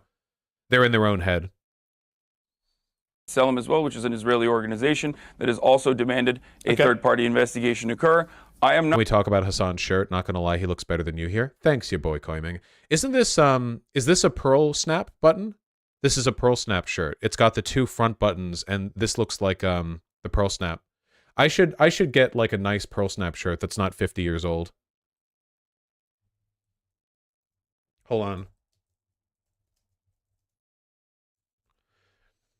Red pearl snap shirt. The problem is that if you look up Google Images, if you just try to like look up an example of these shirts, you either get like I like to get wasted at Mexican dive bars, or you get I am the biggest cowboy LARPer in the history of the United States of America. I live in Santa Cruz and I wear a cowboy hat to work doing data crunching every day. Like those are the 2 genders that you find when you search pearl snaps. Fast fashion. Dudes, okay, I have some advice. Never get into fashion. I have gotten into fashion. I know a lot more than I used to. And now whenever I look at a cheap shirt, I can feel like the flashbang noise in the back of my head. I can hear it. Look at this. I used to be able to look at something like this and think like, wow, that's a nice looking shirt. And now I think, man, if I was the photographer who had to like set this guy up and take the picture, I would kill myself, you know? Holy shit. Now I look at this and think like, holy fuck. Jesus Christ. I see nothing wrong. Yeah, I don't want to talk about it.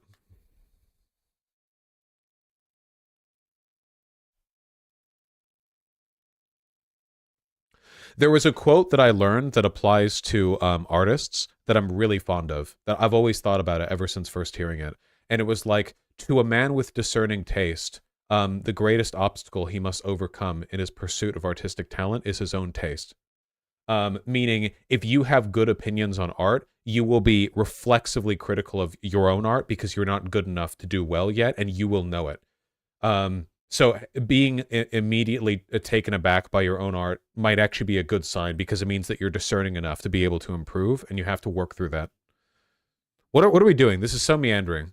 I am not going to conclusively say that this was not I don't Israel's expect you to. fault. This is a complete waste of time. This whole thing was literally like the one claim that Piers Morgan had to make was, hey, you spoke with unwarranted confidence right as the event happened, along with all other media, including, again, like Reuters, you know? So that's it. Like, hey, Hasan, you did the thing that all the other news did. How do you feel? Okay, thank you. Thank you. Okay, thank you. Total waste of time.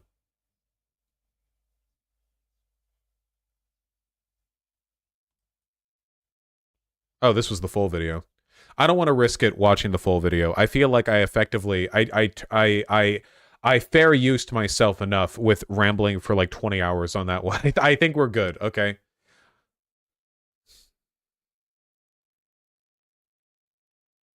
Majority report watched on stream. It's fine. I'm not taking your word for shit, Benjamin. It gets good at the end. Okay, fine. We can watch the end. We can watch the end. We'll watch the end. Okay? We'll watch the end. Well, I would say to that I think the death of any child in this conflict is horrific. Listen, And that Wow, what a brave take. violence is frustrating people. I hear that you. violence I is hear you. radicalizing people. But here's Hold my- on. I hear as you. far as Israel, as far as what Benjamin Netanyahu has done, as far as the war government, what they have done, Pierce, going into Gaza and bombing Gaza and I wish you were more like XQC, Vosh. Yeah, let me just put up the whole interview and then take a giant shit. killing 3,480 Palestinians so far in Gaza, 1,000 plus children out of all of those casualties, 22 hospitals being bombed, a bakery, the only remaining intact bakery being bombed yesterday. These are horrifying crimes that you would openly say are horrifying and unjustifiable when Russia does it, but when Israel does it, Israel has a right to defend itself. This is identical to the same talking points that Okay. So far, so good. How will Piers Morgan respond to this? I've heard from every Israeli administration official. It's the same talking points that I've heard from American politicians championing the exact same talking points. It's the same thing that I've heard from everyone else in the media. You might have been against the Iraq war, and you use that, but you're using that for evil, in my opinion, at this point. If you are not sitting here and condemning those acts of war crimes, those acts of violence, those acts of collective punishment. Well, I would say to that I think the death of any child in this conflict is horrific. What a miserable, wretched fucking coward. What a disgusting, demonic piece of shit. What an overtly disingenuous way of completely avoiding the point. Hey, you know, you will aggressively condemn Hamas terror killings, but Israel has killed far more innocent people, and you know, you would not say it. He's like, I think that all babies dying is bad. If he actually believed that, that's what he would have said when Hamas attacked on October 7th. He would have said, oh yeah, I think it's always bad when children die. Because yeah, what a Weasley fucking liar. Absolutely horrific. But the question comes down to me that after an act of terror, as we saw on October the 7th, Israel should be able to defend itself and should be able to go after the people that perpetrate. So yeah, he just did it. He just with no self-awareness, just fully. Hasan is like, you have a double standard here, and you will wipe away that double standard by saying Israel has a right to defend itself. And then he says, well, I think all kids dying is bad. Also, Israel has a right to defend itself. Like, yeah, just what a fucking demon. Did that, shameless, who live amongst civilians in Gaza deliberately. And the question for me becomes down to what is proportionate. I don't know the answer, Hasan. I'll be honest with you. I don't know what that answer is. I do know. Wow, what's incredible. Well, he certainly knows when it's disproportionate when Hamas attacks Israeli civilians. For some strange reason, he has a very strong, clear-minded idea of what disproportionate retaliation is when Hamas kills innocent civilians, but when Israel kills significantly more innocent civilians, he's like, well, I don't really know. I mean, it's really complicated. I don't know. Yeah, I'm sorry. I don't know. Answer to that. I do know the answer to that. Last night I had Dr. Ofer Kassif, an Israeli Knesset member who was expelled, suspended for 45 days for saying what I believe is the truth. Championing the exact same position of the Haaretz's editorial board. There are a lot of thoughtful people, a lot of formative Holocaust scholars, a lot of historians that all agree on the same point. The reason why violence that even penetrates through the Israeli security blanket that people thought existed, that penetrated through that Iron Dome, the Iron Wall, if you want to call it that, is because of years and years of oppression and years of violence, which is a necessity. I don't think that Hasan is doing a very good point of making his point here, or a very good job of making his point here. I think that he's waffling a little here. Maybe he'll bring it in. To maintain an apartheid state, and this has to stop. There's only two ways out of this. Either you engage in full-blown ethnic cleansing, and if you listen to the likes of Smotrich, or if you listen to the likes of... Why does he make a distinction between a wall and a dome? Because they're different things. The wall he's referring to is the Israeli security fence. It's not technically a border. The dome is the Iron Dome, which is a mobile a missile or anti-missile defense system maintained by a fuck ton of, supposedly, trucks, right? That are meant to track and intercept rockets that come out of Gaza. Itamar Ben-Gvir and these very unfavorable, unpopular, far-right figures, if you listen to Netanyahu and his Likud government, they say that they are interested in going in that direction, the ethnic cleansing direction, the ethnic displacement direction, or the only way out of this for a real solution is to move towards peace. When he talks about what violence is proportional in that context, isn't he just kind of doing what the collective punishment thing and saying one group is a justification to punish the other? Yes, he is. That's exactly what he's doing.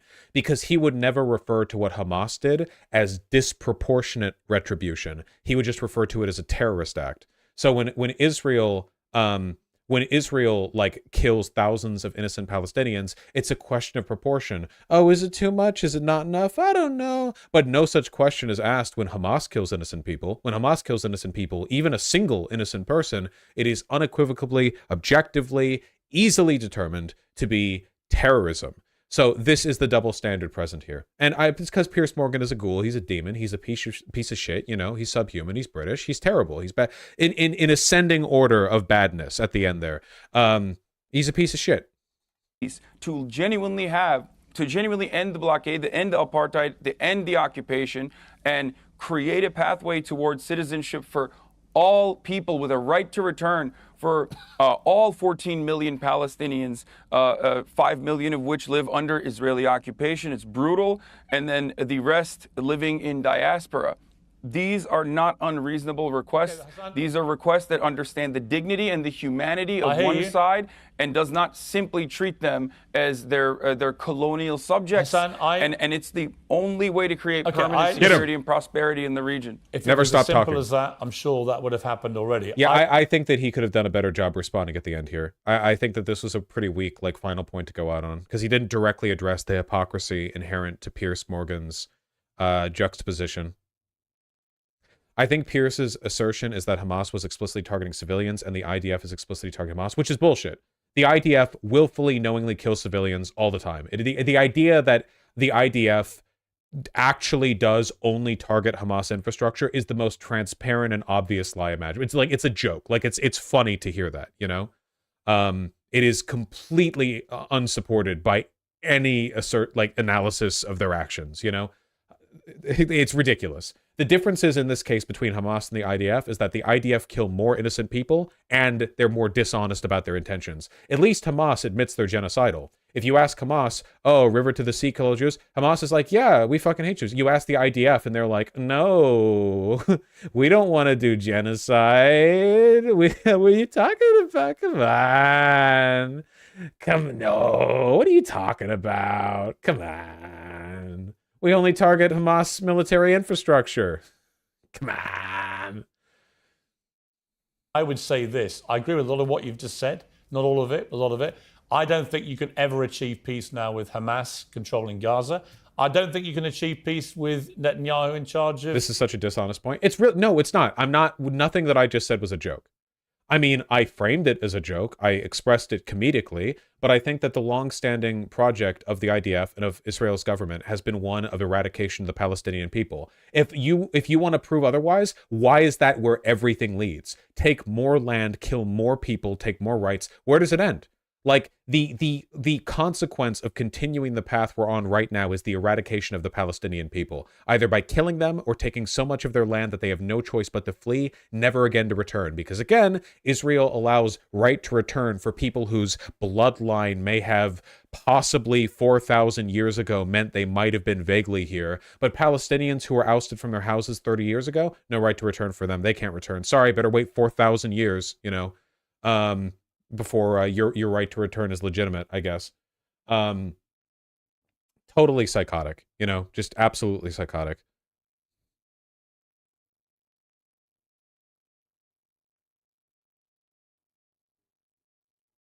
Israel, actually, after this. I don't think his own people will want him to be in charge of Israel down below when they examine exactly how this... Isn't the birthright also for anyone who converts to Judaism? Yeah, which fucks up the birthright thing even more, because you can have a couple in Brooklyn where like the dad gets converted to Judaism from the wife. He like asks the rabbi 3 times, and it's like, oh yeah, we have no room in our country for the Palestinian families we illegally ousted from the West Bank. But for you, John Dickens from Brooklyn, with your Polish Irish ancestry, you this is your homeland.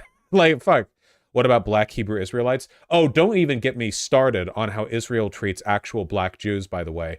Look, I'm not getting into it right now, but if you want to take a look at like the history of colorism in the right to return and in Israel's policies towards immigration of Jews, not all Jews are white or whitish, okay? There are lots of Jews that are a lot darker, and Israel is really fucking racist. In spite of the fact that, like, Moses definitely would have been darker than the average Israeli is now. Right? They would have had to be. It was sunny out there. This happened. But we will see. But Hasan, I've got to leave it there. Look, it's good to talk to you. You know, you're an important, influential voice to a lot. Don't they sterilize Ethiopian Jews? I think they did. Do they still do?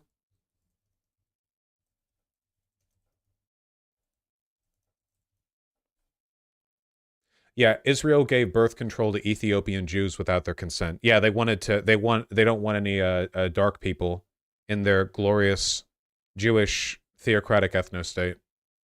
Israel has admitted to the first time they've been giving Ethiopian Jewish immigrants birth control injections, often without their knowledge or consent.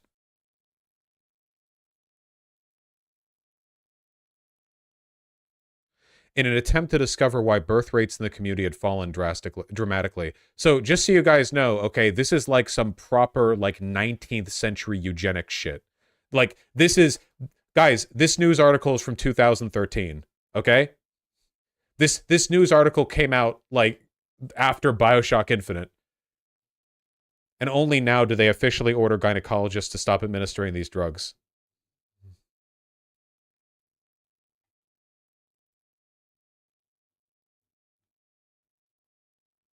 The big lie, involuntary sterilization of black Ethiopian women. Yeah. From 1977 to 1991, Israel rescued thousands of black Ethiopian Jews, resettled them in Israel. More immigrated to Israel in the 2000s. They were granted citizenship to integrate into Israeli society. In the late 2000s, reports appeared in the Israeli media that claimed that injections of Depo-Provera, a long-acting contraceptive, had been forced on hundreds of female Ethiopian immigrants. Israel haters who say that Israel tricked black Ethiopian women into being sterilized are widely wrong. Wait, hold on. This is an opposition article. Wait, is this an op-ed? Please note the posts on the blogs are contributed by third parties. Who linked a Zionist blog post to counter the claims made by independent.co.uk? This could literally just be written by fucking anyone. The Israel haters, yeah. I wanted to show how bad it was from Israeli media. Oh, okay. Yeah, that tracks. Yeah.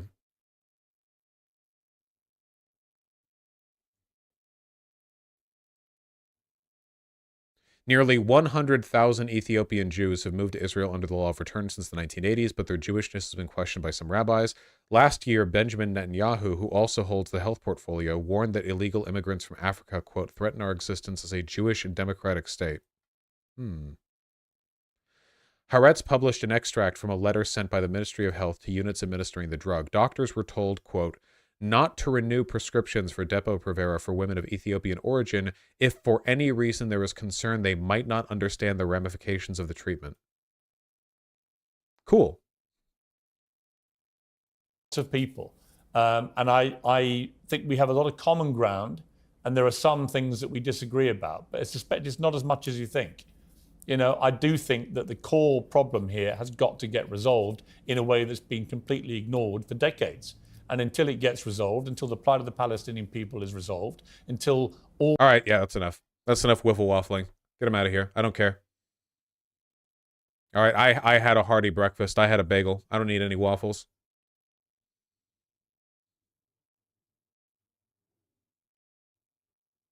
Oh, hold on. We have two donos from YouTube chat from Adolf Hitler, or sorry, Tav Herzlich with the 30 combined shekels.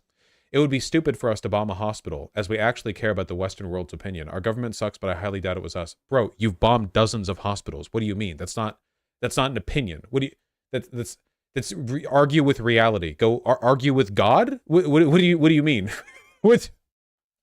Who cares about numbers? October 7th actions are so much worse than choosing to bomb terrorists that use civilians as human shields. Yeah, okay, well that's what Hamas says. The only difference between you and Hamas is that they actually do the shit they talk about, and you just spend money like donating to internet streamers saying Hamas tier like rationalizations for civilian genocide.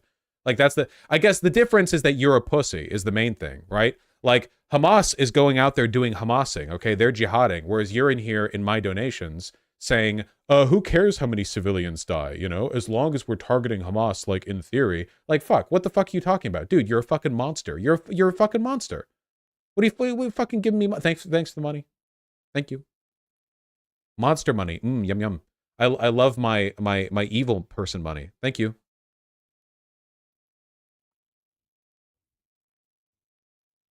I actually really like getting donations from Israelis because I think shekels have a really pretty like money mark.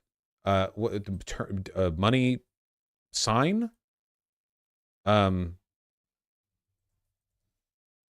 Sign, right?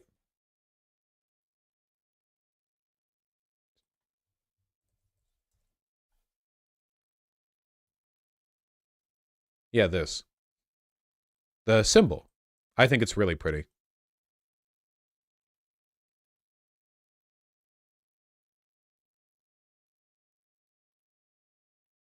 Shekels sounds so racist. Yeah, because if you live in like the Western world, usually the only time you hear the word shekels is when like alt-righters are describing, you know, the money that I receive to not be anti-Semitic or whatever.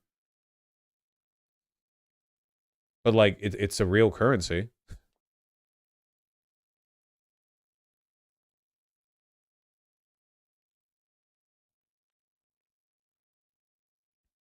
All right. Fuck, dude, we've given the editors so many segments for today. We're kind of spoiling you guys. I don't know. I'm gonna hit the money button because I'm greedy.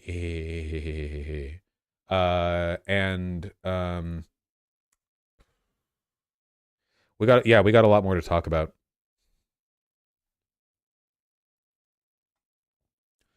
Okay, I'm gonna need to scale this shit down. I think we have time for 2 more segments.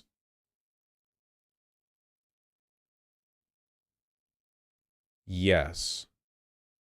I want to do more than 2 though.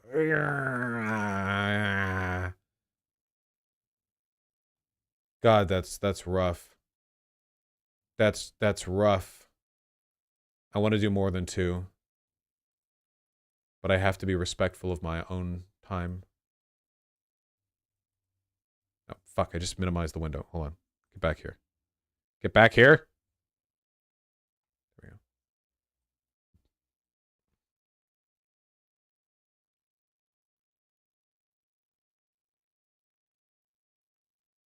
Where'd the...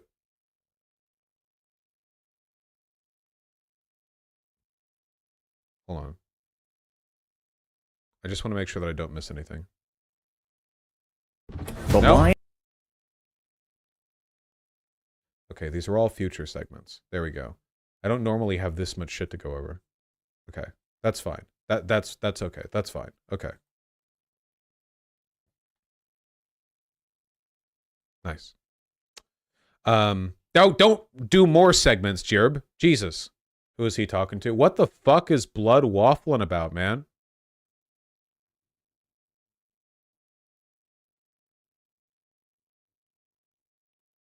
All right, let's do it. This one's super quick. Then we're going to talk about the Matt Walsh thing with Shark and Elicondo. Okay, we've talked a lot about Israel lately. And as is often the case, following the Hamas attack on Israeli civilians, there has been a shift in U.S. public perception on Israel. But interestingly, following this recent polling from October 16th to October 19th, CBS News shows America is not actually that pro-Israel. Should U.S. send weapons/supplies to Israel? By party. Should and should not, with like pretty median responses across the board. You'll see Dems lean very slightly towards should not. Independents actually lean more strongly towards should not. And Republicans lean somewhat moderately towards should. This is actually huge. The perceived unwavering American support for Israel and sending weapons to Israel and the like is has always kind of been taken for granted. What's interesting is, as Delaniak says right here very wisely up here in the top right, this means that the squad, you know, Rashida Tlaib, Alexander Ocasio-Cortez, whatever, are actually more representative of the average Democrat than like 95% of the Democrats that are in the House of Representatives. Like 95% of the Dems that have been elected are like hardcore, super pro-Israel. We will fund every Iron Dome missile, $1 trillion to Israel. And then if you take a look at what Americans actually, you know, want, especially Democrats, the squad's ambivalent answer towards sending more aid, and they're like, you know, we should call for a ceasefire, that's more representative of the voter base. Isn't that interesting? The fact that even 43% of Republicans are saying we should not. I think that there are probably like different explanations for this.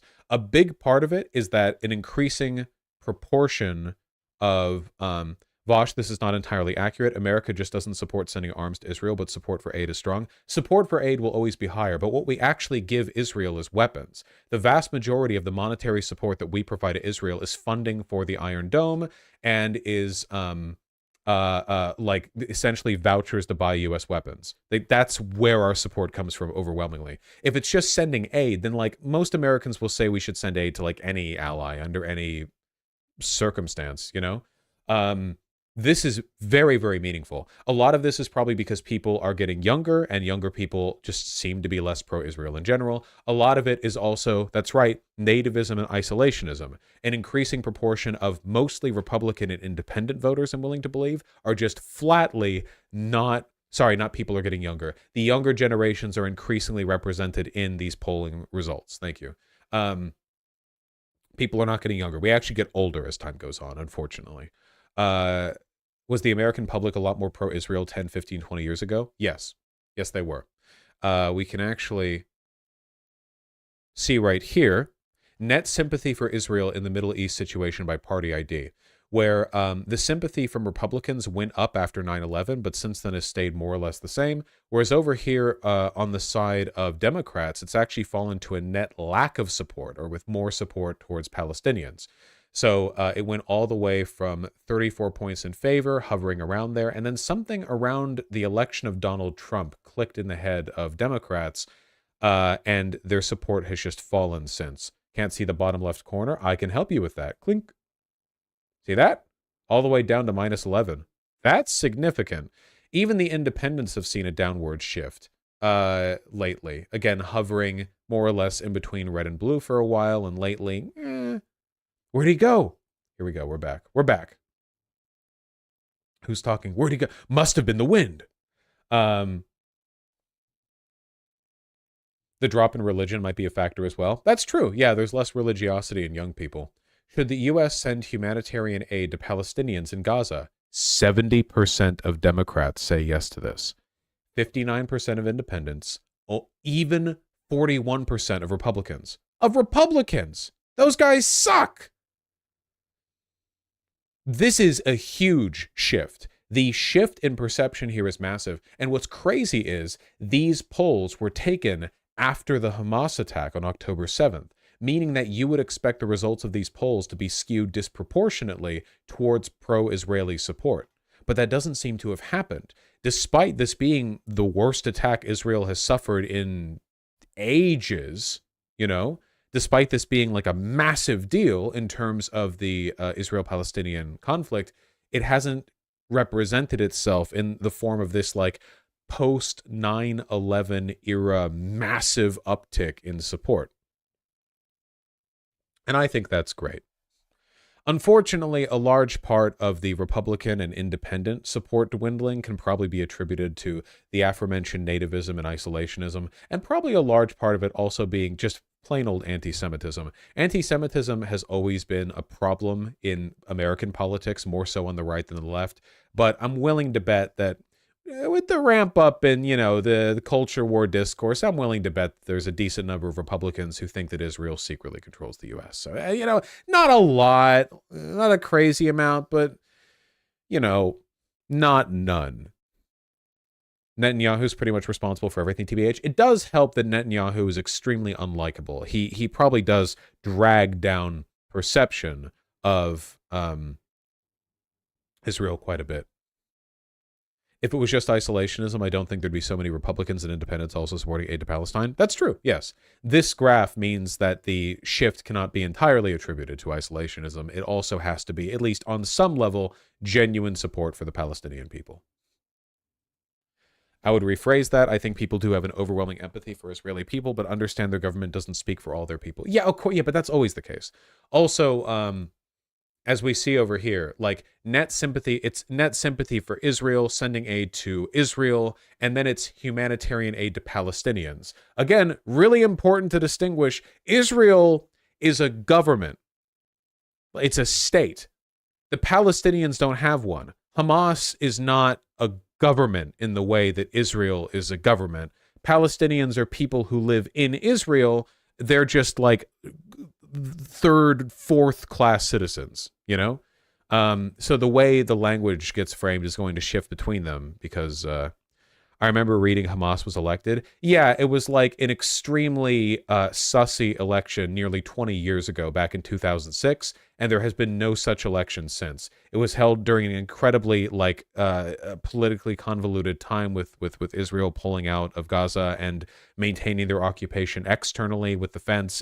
And either way, Hamas does not have the power of a government. They don't have any autonomous power. No government can exist if another opposing government can shut down their water services from outside.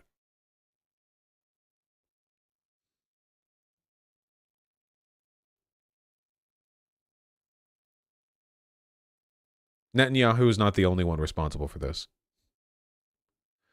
Vosh, you're wrong. They're not citizens of the state. They're in a very special status, and the country doesn't claim ownership of their land, which is bullshit. Yeah, that's a legal falsehood.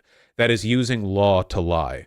Gaza is not a state. It does not have the power. It does not have the monopoly over violence of a state. It does not have the same rules or authority over itself as a state. The territory that is Gaza, in every functional sense, is controlled by the Israeli government. They clearly show like no issue with exerting control over it in the form of depriving them of power, of fuel, of denying them trade. You know, like this is like the same thing with like Taiwan legally being recognized as a part of China, but in reality, in every functional sense, it is not. You know, it's like Dressrosa. Thank you. It's like Dressrosa. Thank you. Everyone, can we all clap for Spyro Gal? You know, this reminds me of when the One World government used Luffy's home island as a trash dump.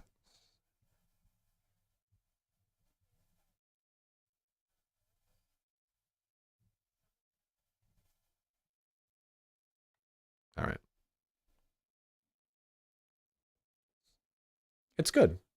I mean, it's good that people are not as dogmatically supportive of Israel that they used to be. Do you think these stats mean we're getting closer to an actual solution in the future? No. No, I don't think that. I don't think that. Unfortunately, I don't think that.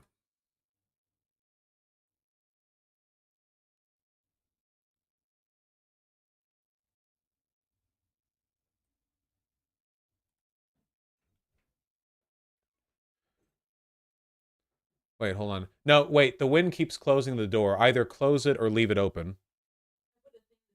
Oh, thank you. The door kept closing itself. The fucking wind.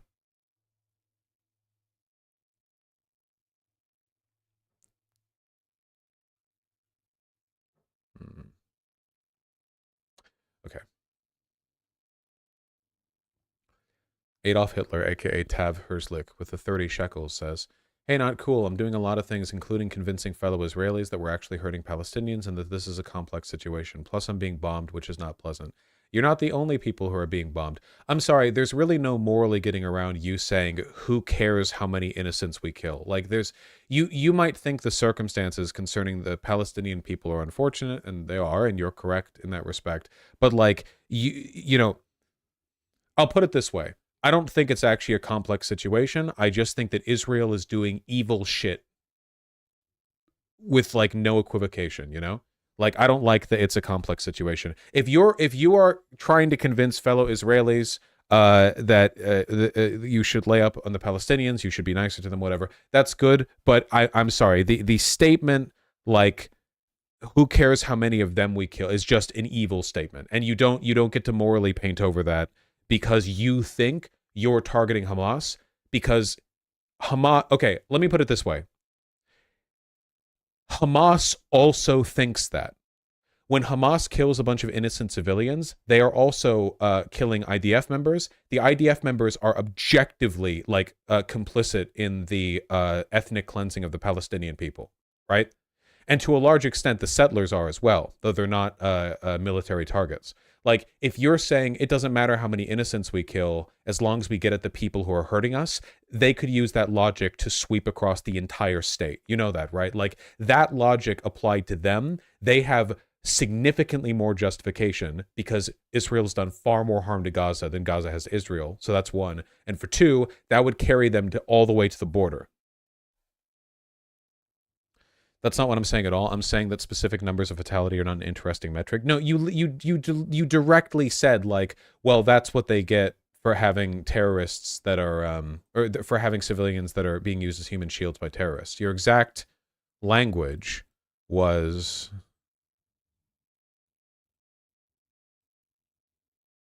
who cares about numbers? 10-7 actions are so much worse than choosing to bomb terrorists that use civilians as human shields. So you can't. So now you're being disingenuous because you're saying they're not an interesting metric, but you said so much worse. It's not so much worse. Israel has objectively killed more people now than Hamas did in 10-7. Israel has always killed more people than Hamas. Israel was killing and displacing Palestinians decades before Hamas even existed. Hamas existed when was Hamas created? In the 80s? When was Hamas created? The Nakba was in like 46, or when was it? 48? 40 something?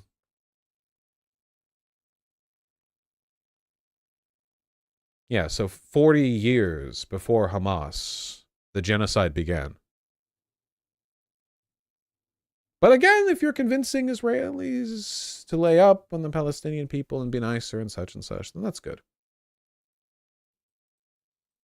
I don't wish harm to any Israeli people. Fine, you're right. What I said does imply this. I take it back. What we're doing to them is horrible, but it really is different in an important way as Hamas just went after civilians. I'm very sorry, but like the IDF does absolutely go after. The IDF literally like cut power and water to the entire. Hamas has water stored away. You think the average Palestinian does? The IDF goes after civilians just as much as Hamas does. The difference is that your media sensationalizes it differently. When Hamas kills 1,000 Israeli civilians, it's horrible, and it is, and it gets reported as horrible. But when Israel kills 1,000 or more Palestinian civilians, it's like, well, we had to. Did you have to? I mean, Hamas only exists because of Israel. They were created after decades of terror and ethnic displacement, and Netanyahu literally promoted their existence because having jihadists represent the Palestinian people made them easier targets than if they had secular representation. Like, you literally constructed the straw man to fire rockets against, right? You have built the situation. Israel has constructed every bit of this dynamic from the get-go with the power that we gave you with our weapons and with our support and with us constantly voting in your favor in the UN Security Council, all of the votes that we've done in your favor. I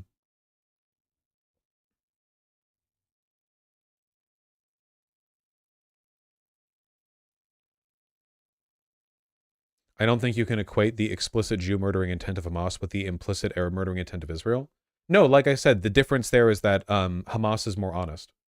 Literally, dude, the IDF and Netanyahu's government are crawling, like, infused with Hitler particles. The idea that they're, like, accidentally doing ethnic cleansing is total fucking bullshit. You can go find Hamas officials who will say more reasonable stuff if you want. Like, you can go find Hamas officials that will say, like, we want a ceasefire, you know, we don't want the destruction of all Jewish people, we just want to live together in peace. There are Hamas people who are promoting a ceasefire, who are asking for, like, an end to the conflict. But we know that Hamas is largely a genocidal organization, that the underlying bones of Hamas would go for it and do go for it, you know? So let's not pretend that's not the case with Israel and the IDF, because they're doing it more successfully than Hamas ever could. How far has Hamas come to a genocide? They've killed thousands, to be sure, and that's horrible. What has Israel done? Look at what Israel's done. The Nakba, enclosing them into this open-air concentration camp, killed many thousands more people. I think that they're pursuing a genocide much more openly than Hamas is, and much more effectively as well. If Hamas was far stronger, then it would be a different situation. But they're not.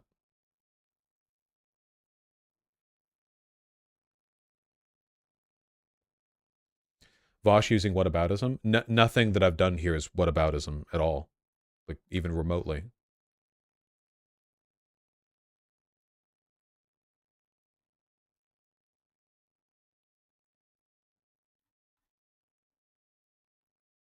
An unfortunate contradiction I hold is that despite Israel helping foment Hamas, Hamas has to go, and I know that it will cause civilian casualties and pain. Do you have a different take?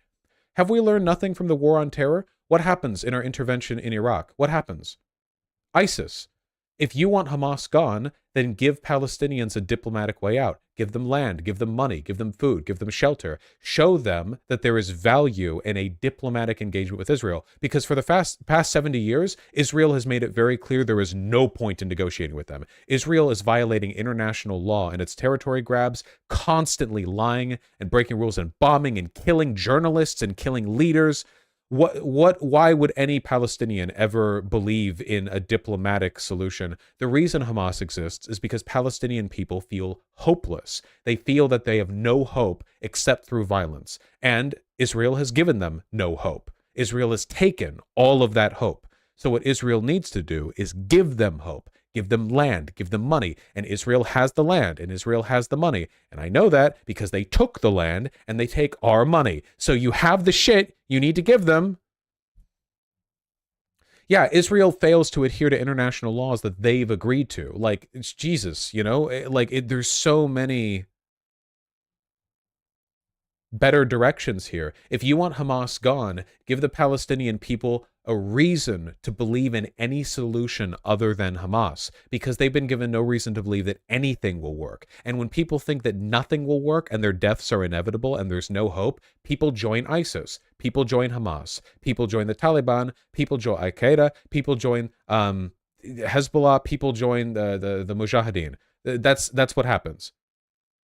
When people are hopeless, well, when Muslims are hopeless, at least they'll join Islamic jihad groups. When Christians are hopeless, they'll shoot up schools. I don't know. Every ethnic and religious group has their own particular way of doing hopeless, crazy shit. You know, fucking. So yeah, you know, it's an ethnic flavor. Okay, it's. You can either die of starvation, random bombing, infected wounds, or you can die fighting back. Literally, like that's what Israel has given Palestinians. They live wretched lives of nothing with deprivation. The only time they see any material wealth is when they go up to the fucking border fence and they watch IDF soldiers on the other side in clean clothes with modern military equipment. They can look out through the fence and see all of the amenities of the modern Western economy as they sit trapped there in a ghetto, kept in these conditions by Israeli officials who promise and then lie, and then they see their family and their loved ones die to bombings, to deprivation, to preventable medical causes, and you tell these people, like, hey, you're gonna die at 35 anyway, bucko. Would you rather die with a gun in hand, or would you rather die like wretched and nothing in the street? Oh, and by the way, you're very religious, because poor, uneducated people tend to be very religious. No shit, they supported Hamas back in 2006. But if you want to get rid of them, bombing them only re-engages in the conditions that created them. They have to be given hope.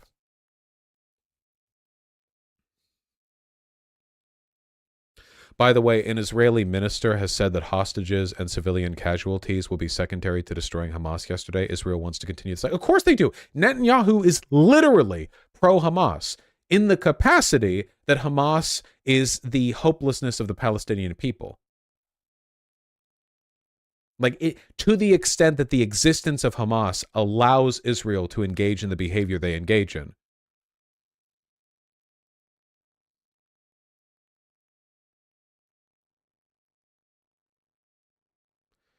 Can't that logic be used to excuse Trump supporters?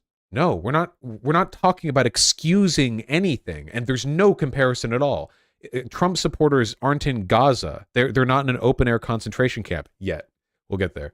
No comparison. If what you mean by that is, are all people just products of their socioeconomic circumstances? The answer to that is yes. All people are simply products of their socioeconomic circumstances, and if you want to change the way things are, you have to address those underlying circumstances, and it's that simple. You know, no matter how bad they are or are perceived to be or whatever else, it is that simple.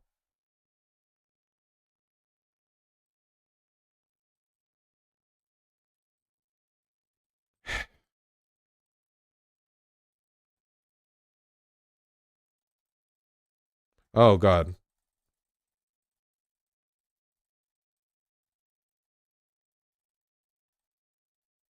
The pro-Palestinian position is like a global consensus. Yes, there is a big effort to refuse to engage with anything Israel is or does from like a socioeconomic perspective. It's all like hyper essentialized bullshit. Yeah. Do you think the Hamas should be treated like the IRA during the Troubles? In the sense that the IRA was a terrorist group, but the underlying things that the terrorist group was angry about are like worthy of political consideration? Yeah. I don't think there were that many IRA people who... No, actually, hold on. There were definitely some IRA people who were like, yeah, fuck them. We'll just get every Brit off the northern part of the aisle. There were definitely IRA people who killed innocents and were like, yeah, we will literally just purge the entire fucking northern part of the island.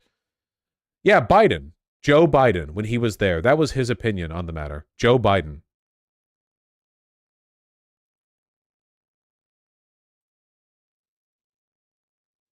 Do you denounce the IRA? Are you asking me to denounce the legacy of my president? Ridiculous.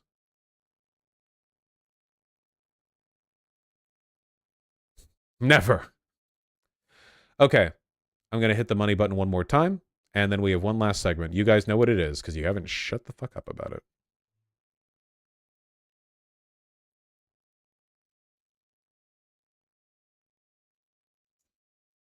Politics, Albion Sirican.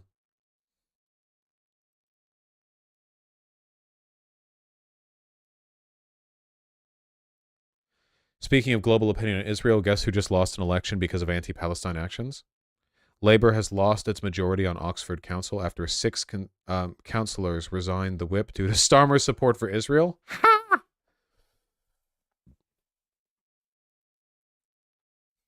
So now they're all independent? They all just switched to independent? Fucking Starmer, dude. Fucking,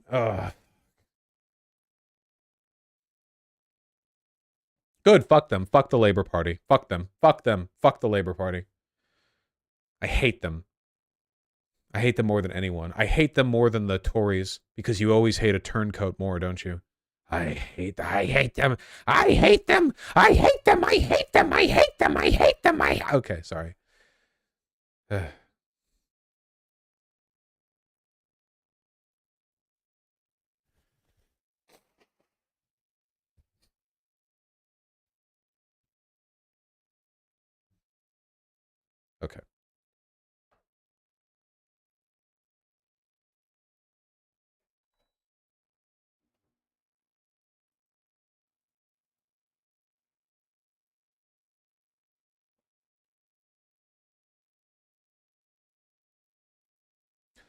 Hey, guys.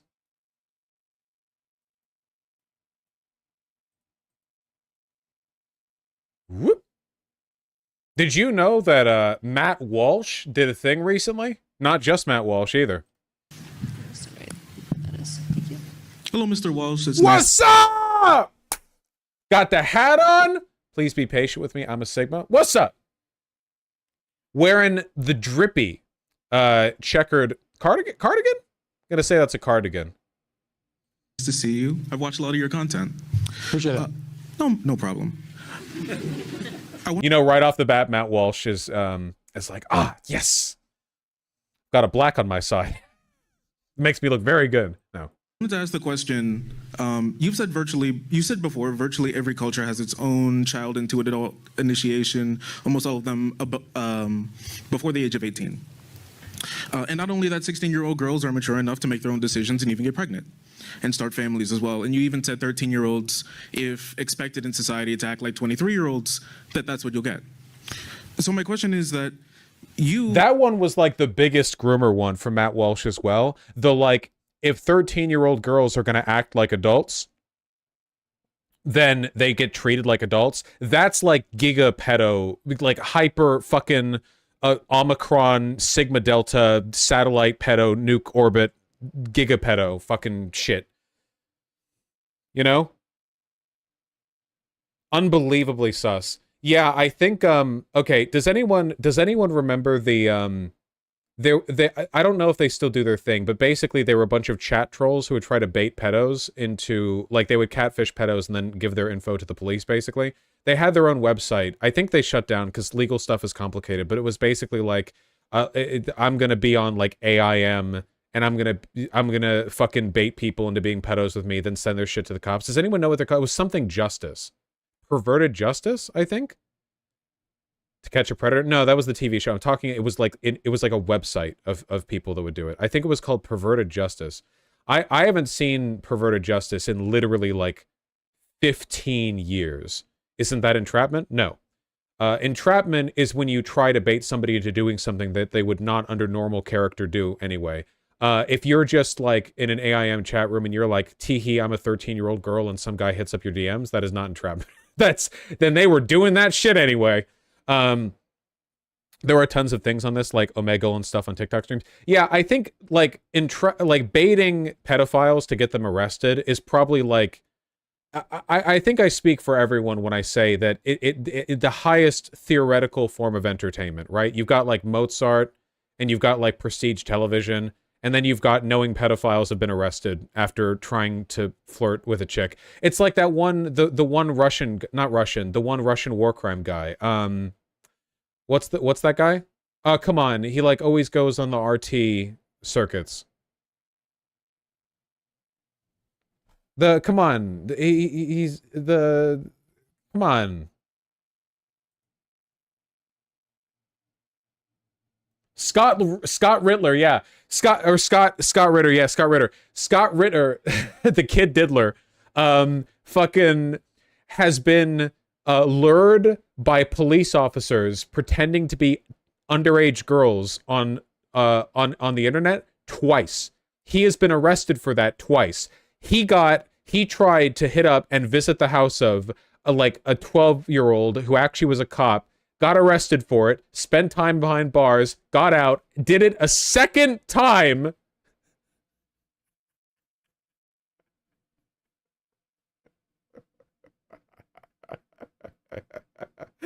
He's literally the meme. He's like, dude, I was talking to this 12-year-old girl online the other day, and she said, dude, get this. She said she's a police officer. How cool is that for someone her age? Anyway, the reason I'm the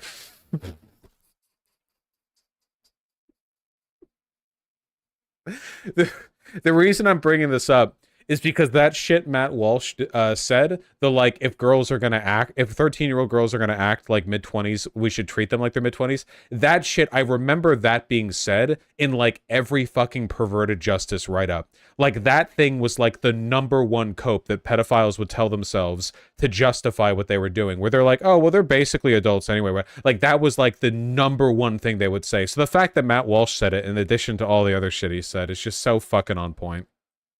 I would imagine, as you've made clear here, I think, are against these types of medical interventions when it comes to transgenderism, trans ideology, however you would call it. Why would you say that these types of people are of the age of, to sip beer, be full-fledged adults, at least should be in the eyes of legal status, but also, in quote, what you said, I believe, on Twitter, that these are children under 18 when referring to trans medical care and services? Yeah, so much of what you've pulled there is from, I think it's from a Media Matters hit piece about a year ago, pulling comments from 10 years before that. When you were still an adult, those are some pretty weird comments. Yeah, you did say those things. It's a little weird.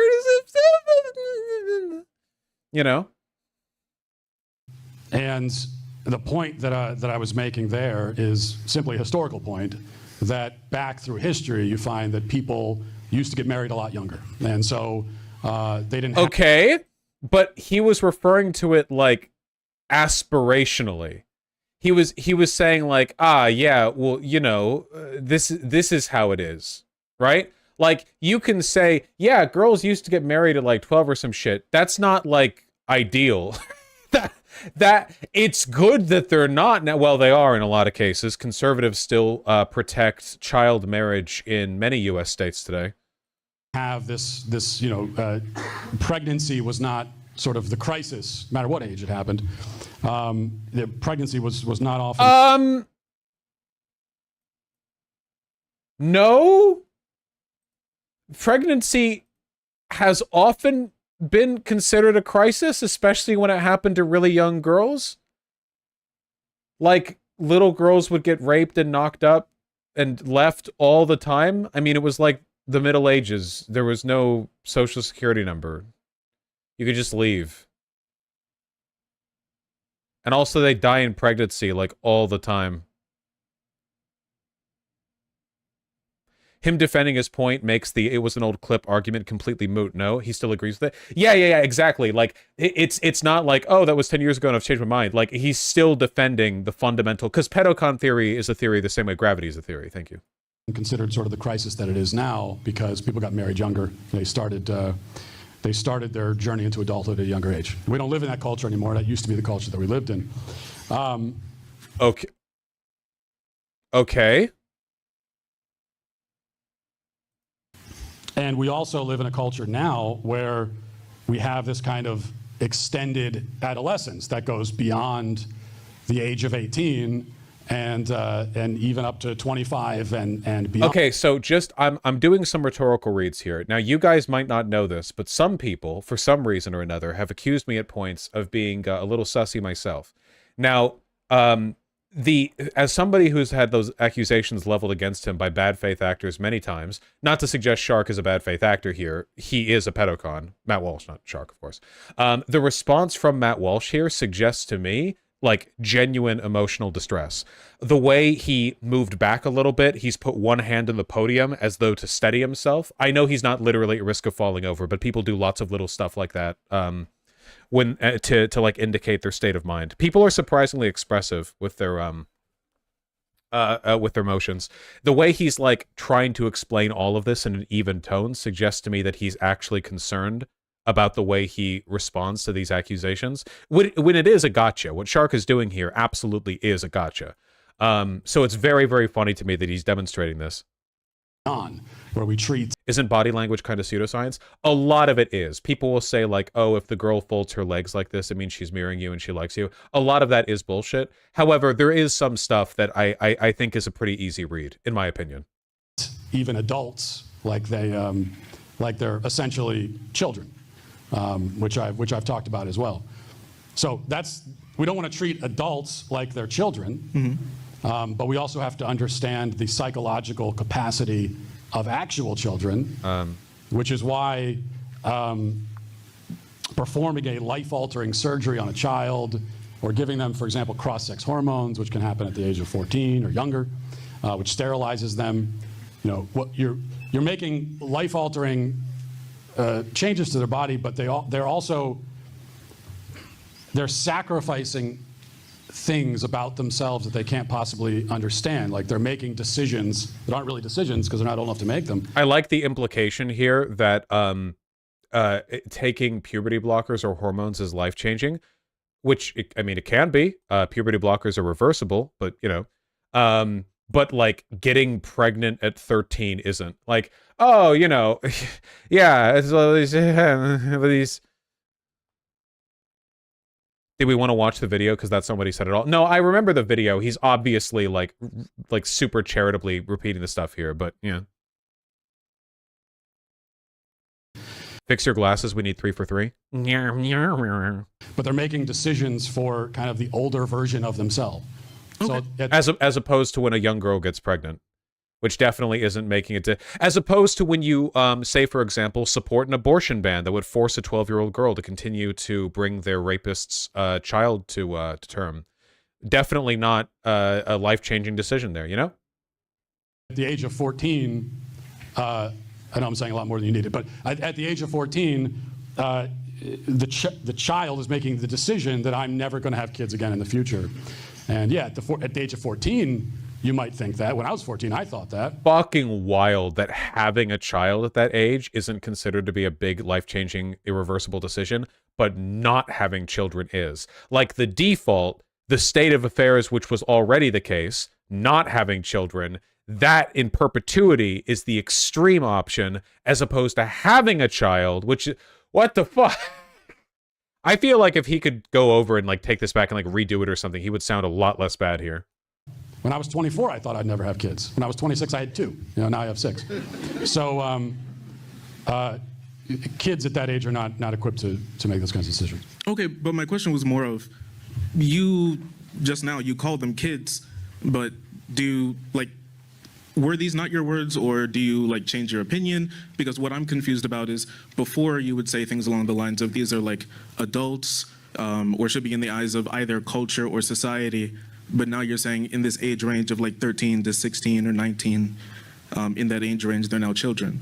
Because I would imagine that giving birth for, you know, female body people, Yeah, he has said that. He has bemoaned what he referred to as like sort of interminable adolescence, you know? He has talked about how like, you know, people should be considered adults earlier. And he did in that rant talk about like underage girls and their prime fertility years. Because the initial statement is one thing. If you want to point out the fact that there are unironically 30-year-olds who are saying words like adulting and pretending that they're children still, that's one thing, okay? There's a point that can be made there. However, if you then segue that into an argument about how, you know, it used to be back in the good old days when we knew what we were doing that 14-year-old girls would get pregnant, and, you know, the prime fertility age, blah, blah, blah. Like, yeah, slight difference, you know, little... is a life-altering decision, one possibly even greater since you're bringing a new life into the world than just altering your own. So are these children, are all these adults? These are children. I mean, under the age of 18 are children, and even though we have this problem of extended adolescence that goes way into adulthood, you know, really your prefrontal cortex is not fully developed until you're 25. Okay. So even in like specifically, you know, marriages between these people and giving birth, you would say that's still child pregnancy, and those are children giving, like making that decision and giving birth? Yes, I'm against child pregnancy, if that's your question. Okay. From Shark's perspective, there's not really a way that you can get him on the specific statements unless you had like the video clips to show, because this is an imbalanced environment. Though Shark was given a lot of time to talk, which is good. But the way that Walsh came across so fucking meek there is really, really, really funny to me. The line of questioning was great. Oh yeah, for sure, yeah. Like everyone goes into stuff like this hoping like, epically own, but there is no epically owning in a context like this. It's always like, you know, what can you get out of them? And I think that was pretty much ideal, really. I wish he'd have followed up with an abortion question. Really? Well, do I have good news for you? Because Shark wasn't the only person who went there that day. Hey, Matt, I'm an RN from the state of Ohio, and I drove all the way here just so I could ask you a medical question. Alec Gunter, what's up? Let's go! So I have a question about your stance on puberty blockers for children. Now, you've stated before that puberty blockers are dangerous, and certainly they do carry the risks. However, child pregnancy is far more dangerous for the child and carries risks up to and including death and permanent disability. So why do you believe that a 13-year-old should be forced to give birth to their rapist child? That was very good. Very direct. And completely true. Not bad faith at all. That is what Matt Walsh believes. That is the mainstream, like, far-right opinion, which is just total abortion ban, you know? Also, sweet stash, man. I think that it is ever okay to kill a child. Okay, so then why do you support a 13-year-old giving birth to their rapist child, which could kill them? This is extremely good and incisive follow-up. Very good. Very good. This is not about the person who has caused that condition. The person who has caused this situation is the rapist. Now, if you want to kill somebody because of what has happened to this poor child, then I absolutely. I feel like you're not answering my question. Well, if you would let me talk, I could answer it. Okay. If you want to kill someone in response to a rape, I am fully in support of killing the rapist. And so if there is a rapist who has raped a 13-year-old child, as far as I'm concerned, go to trial, convict them that same day, take them out back and hang them, as far as I'm concerned. So what he's done here, and we see this all the fucking time with conservatives and pedocons especially, is where they will try to displace attention from their vile fucking morality by trying to get an easy win. You see them do this all the time with pedophiles, which is silly because they're all pedophiles. But they will constantly do this, where they will nonstop advocate for like monstrous shit, and then like they'll be like, by the way, I think we should kill all pedophiles. Which, by the way, so brave, really taking tough stances on the tough positions, you know?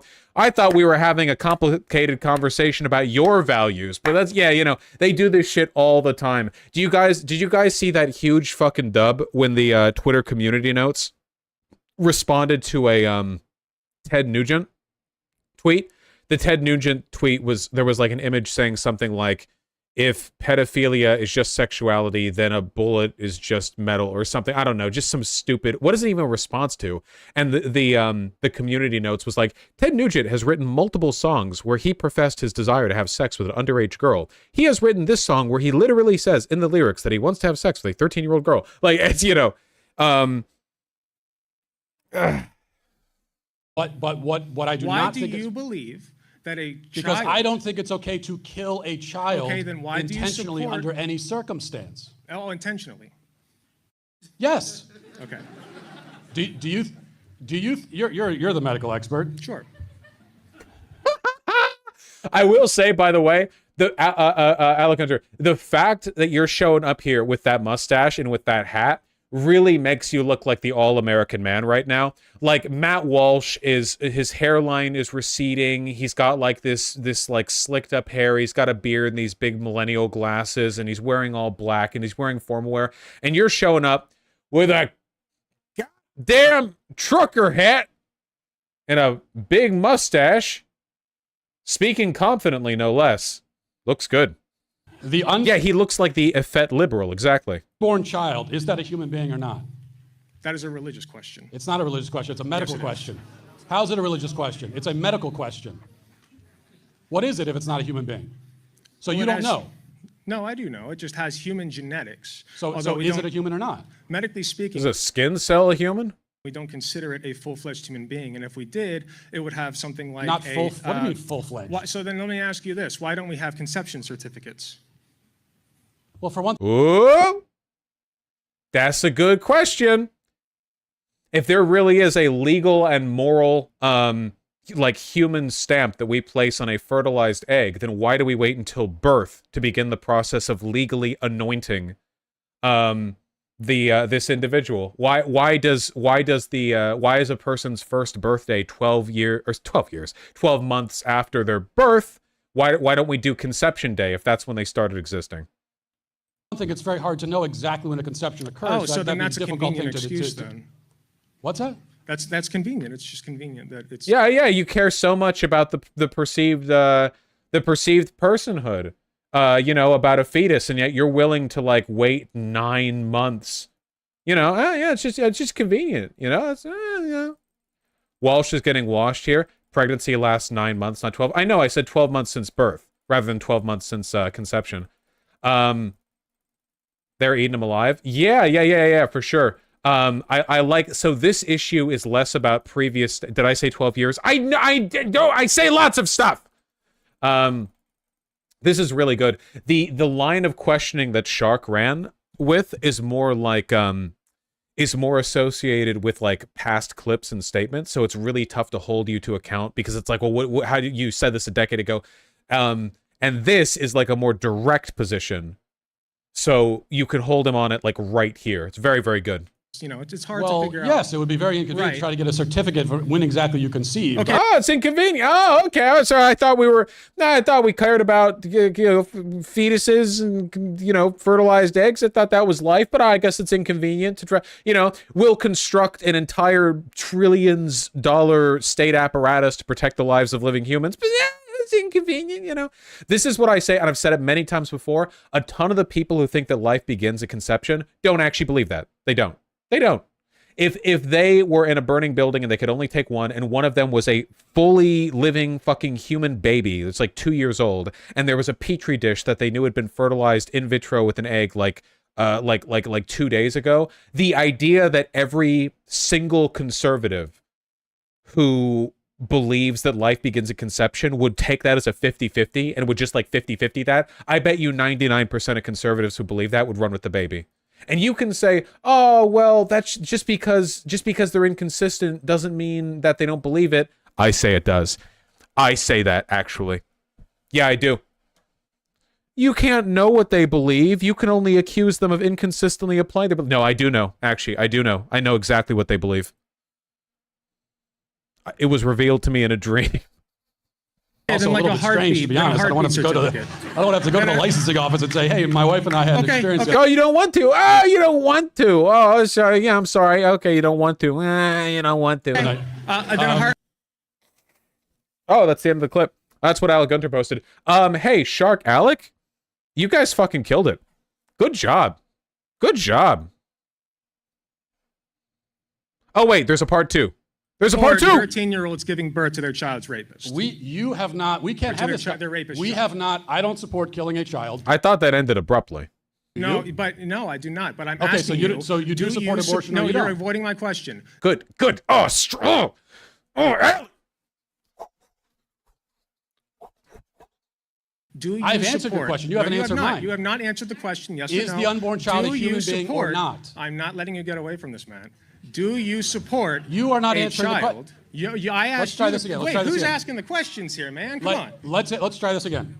I do not support, and I do not support. Matt has both hands to the podium. Now he's holding on for dear life. He's getting rocked backwards by the Sonic. He's trying to keep from getting blown away. The direct intentional murder of a child under any circumstance. Right, so then at you all. don't support a 13-year-old child giving birth to their rapist child because that could kill them. It has a very good chance of doing so via hemorrhage, toxemia, all kinds of complications, permanent disability. There are all kinds of complications with that. So I'm going to try why this. do you support? Okay. We're going to. Hold on. No. Okay, Hold on don't answer the one second. question. I appreciate your time. No. Come back here. Why? You're not answering my question.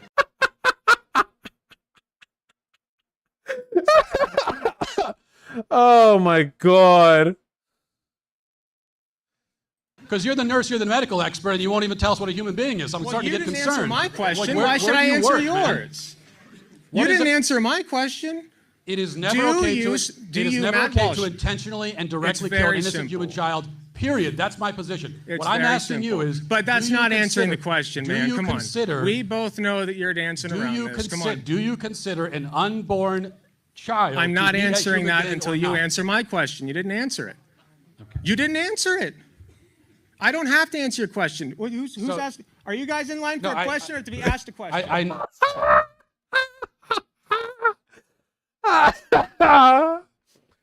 Is this a question factory? You making questions up there? I came here with a question. I thought I was in the question line. I didn't realize I was in the having answering questions line. I'm sorry. There must be some confusion here. I know you don't. Here's I'm just wondering. Okay. Here's what we've established. Man. Take a minute to think about it. I'll get you the next rally. Okay. Let's. Yes! Hear people laughing near the fucking mic. Oh my god. Perfectly handled. Yeah, that was okay. That was fantastic. Perfectly handled. There's no notes. Seriously, no notes. Holy shit.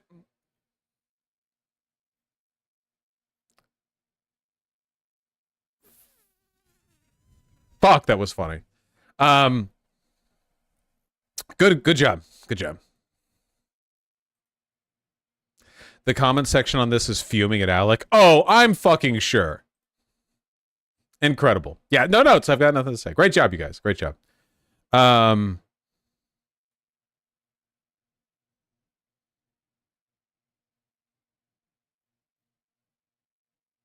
you go tell people to follow me, please? Ah, trying to cloud shark, Alec. I see how it is.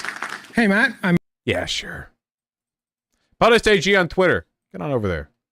YouTube, Alec Gunter TV. And you know my boy Shark. We've hosted Shark so many times. You guys better know my boy Shark. If you don't know about my boy Shark, then what are you even doing? If you don't know my boy Shark, come on, get real. Get real. Honestly. Continue. There was a little more left. Oh, did I miss? I thought it was at the end. He left. I'm just in such a rush to talk, you know? Not subbed. Refresh the page. I don't think the sub count would jump up that quickly.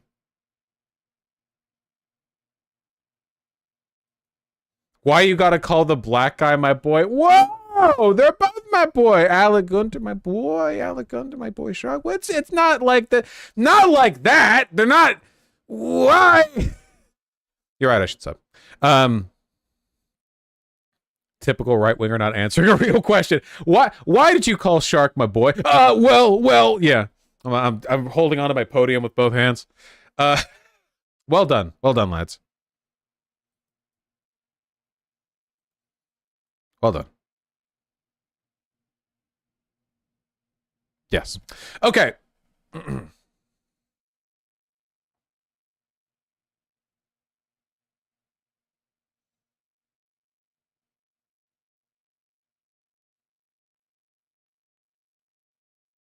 Okay.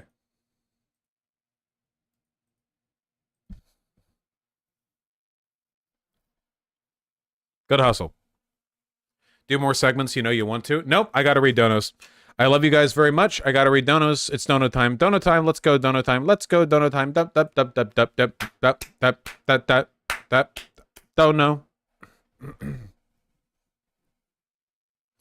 All right. Oh, you guys see the little foliage over here? I put some shelving up on the wall.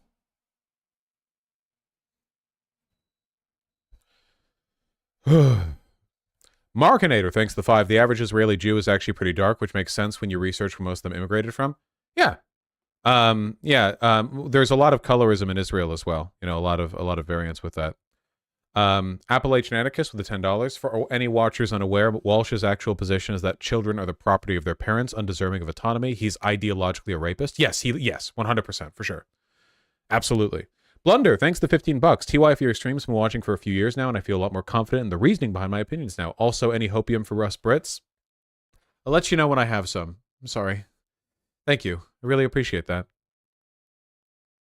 Sake Tanuki at the 5 tier 1 subs. I still vote for the relocate all Israelis to the US and make Moses land strategy. Yeah, I just give them like Wyoming or something.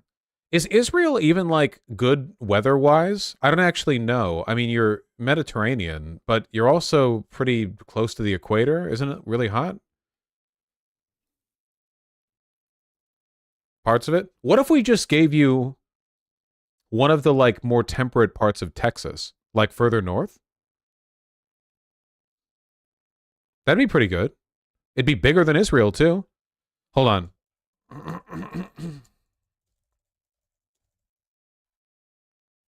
Okay, we're going to find out today.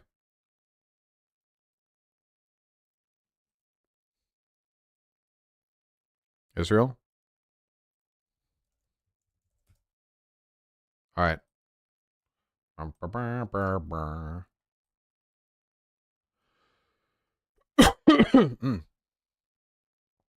Literally, like the like northern part of Texas, if we just kind of smush it into a cube, we can make Amarillo the new Tel Aviv.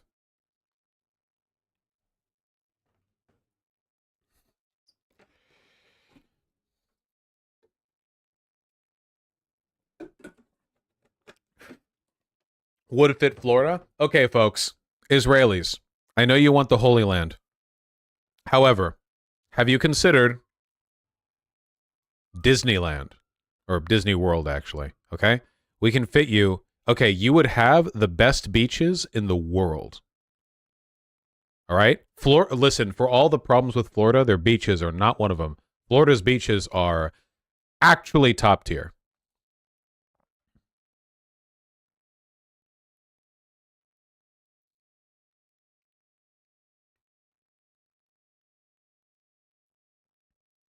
Disney would literally explode in his grave. Oh shit, you're right. Yeah, there's a slight chance of you guys getting getting haunted by Walt Disney. So yeah.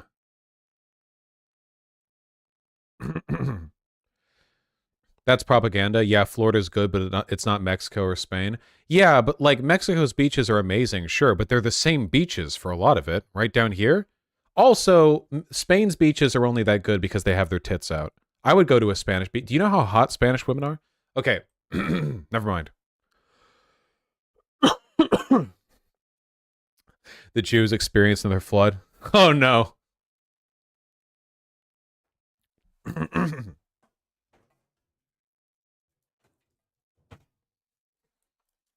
You can't be tits out at the beach in America. These days, if you're a chick and you took your beach tits out at a public beach, there would be photos of you on every far-right website in America, and you would be called a groomer. Sorry, I like inhaled wrong or something. Okay. Reza Sutra, thanks the tier 1 sub. To Alec Gunter, this is going to have to hold till you get a blue name. Aw. All right, I'd say it's warranted. Alec, ascend, Alec Gunter. Rise to bluedom. Go. Ascend. Your orange name was brief. Stevnated, thank you for the $10. Really appreciate that. Ethiopianus, thank you for the tier 1 sub. Much appreciated as well. Zagafer, thanks the 5. Yeah, I think it's really good advice about art that you have to overcome your own good taste in a lot of cases. Nick G129, thank you for the $5. Yeah, for true. Benjamin, thanks the $20. Nuking a word in chat will be the death of me multiple times. Yeah, well, we gotta catch everyone. It's a big net. A nice coat and very rare. Thank you for the 5 both. I'm enjoying Cyberpunk quite a lot so far. Pan Am or Judy? I don't remember who those two people are.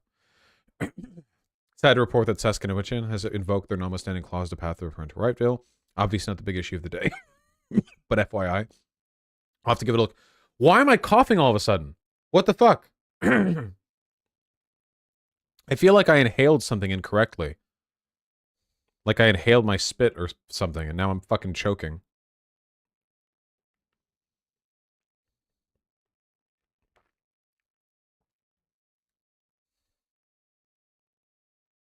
God damn it, now I don't want to read donos. Gonna keep coughing. Whatever. We're over time anyway. Alright, dipshits. Okay? You guys have no right to complain. All of you knew that this is the least consistent stream experience in America. All the donos are right there on my feed. I'll read them next stream. I know. I love you all very much. You're beautiful people. Hey, I don't feel good about either. I wanted to do it right now, but now it's like, oh, now I have fucking an hour of dono reading next stream. I hate it when people are nice to me. Oh, it makes me so mad. What about YouTube dono? It gets saved as well.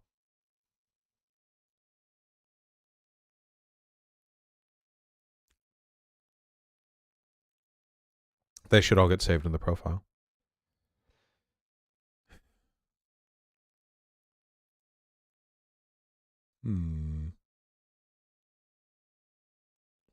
Donos are going to be so out of context. That's how it happens if they get read even like an hour after the fact. Levent Gonzi, thank you for the 1,000 hoofs. I have no idea what those are, but thank you very much. I appreciate that. Play Super Mario LSD. It's out today. Maybe I will. All right. I love you all very much. Oh, yeah. Happy almost birthday, Kowalski from Nebraska. There should be. Okay. Who's streaming? I'm sending you guys over to Dylan Burns. Dylan Burns is dealing with some, like, grim YouTube shit right now. You guys go over there, donate, and sub to his Patreon, okay? Go on over there, okay? Be nice. Be good. I love you very much. I'll see you guys soon. Tomorrow. I love you. I love you.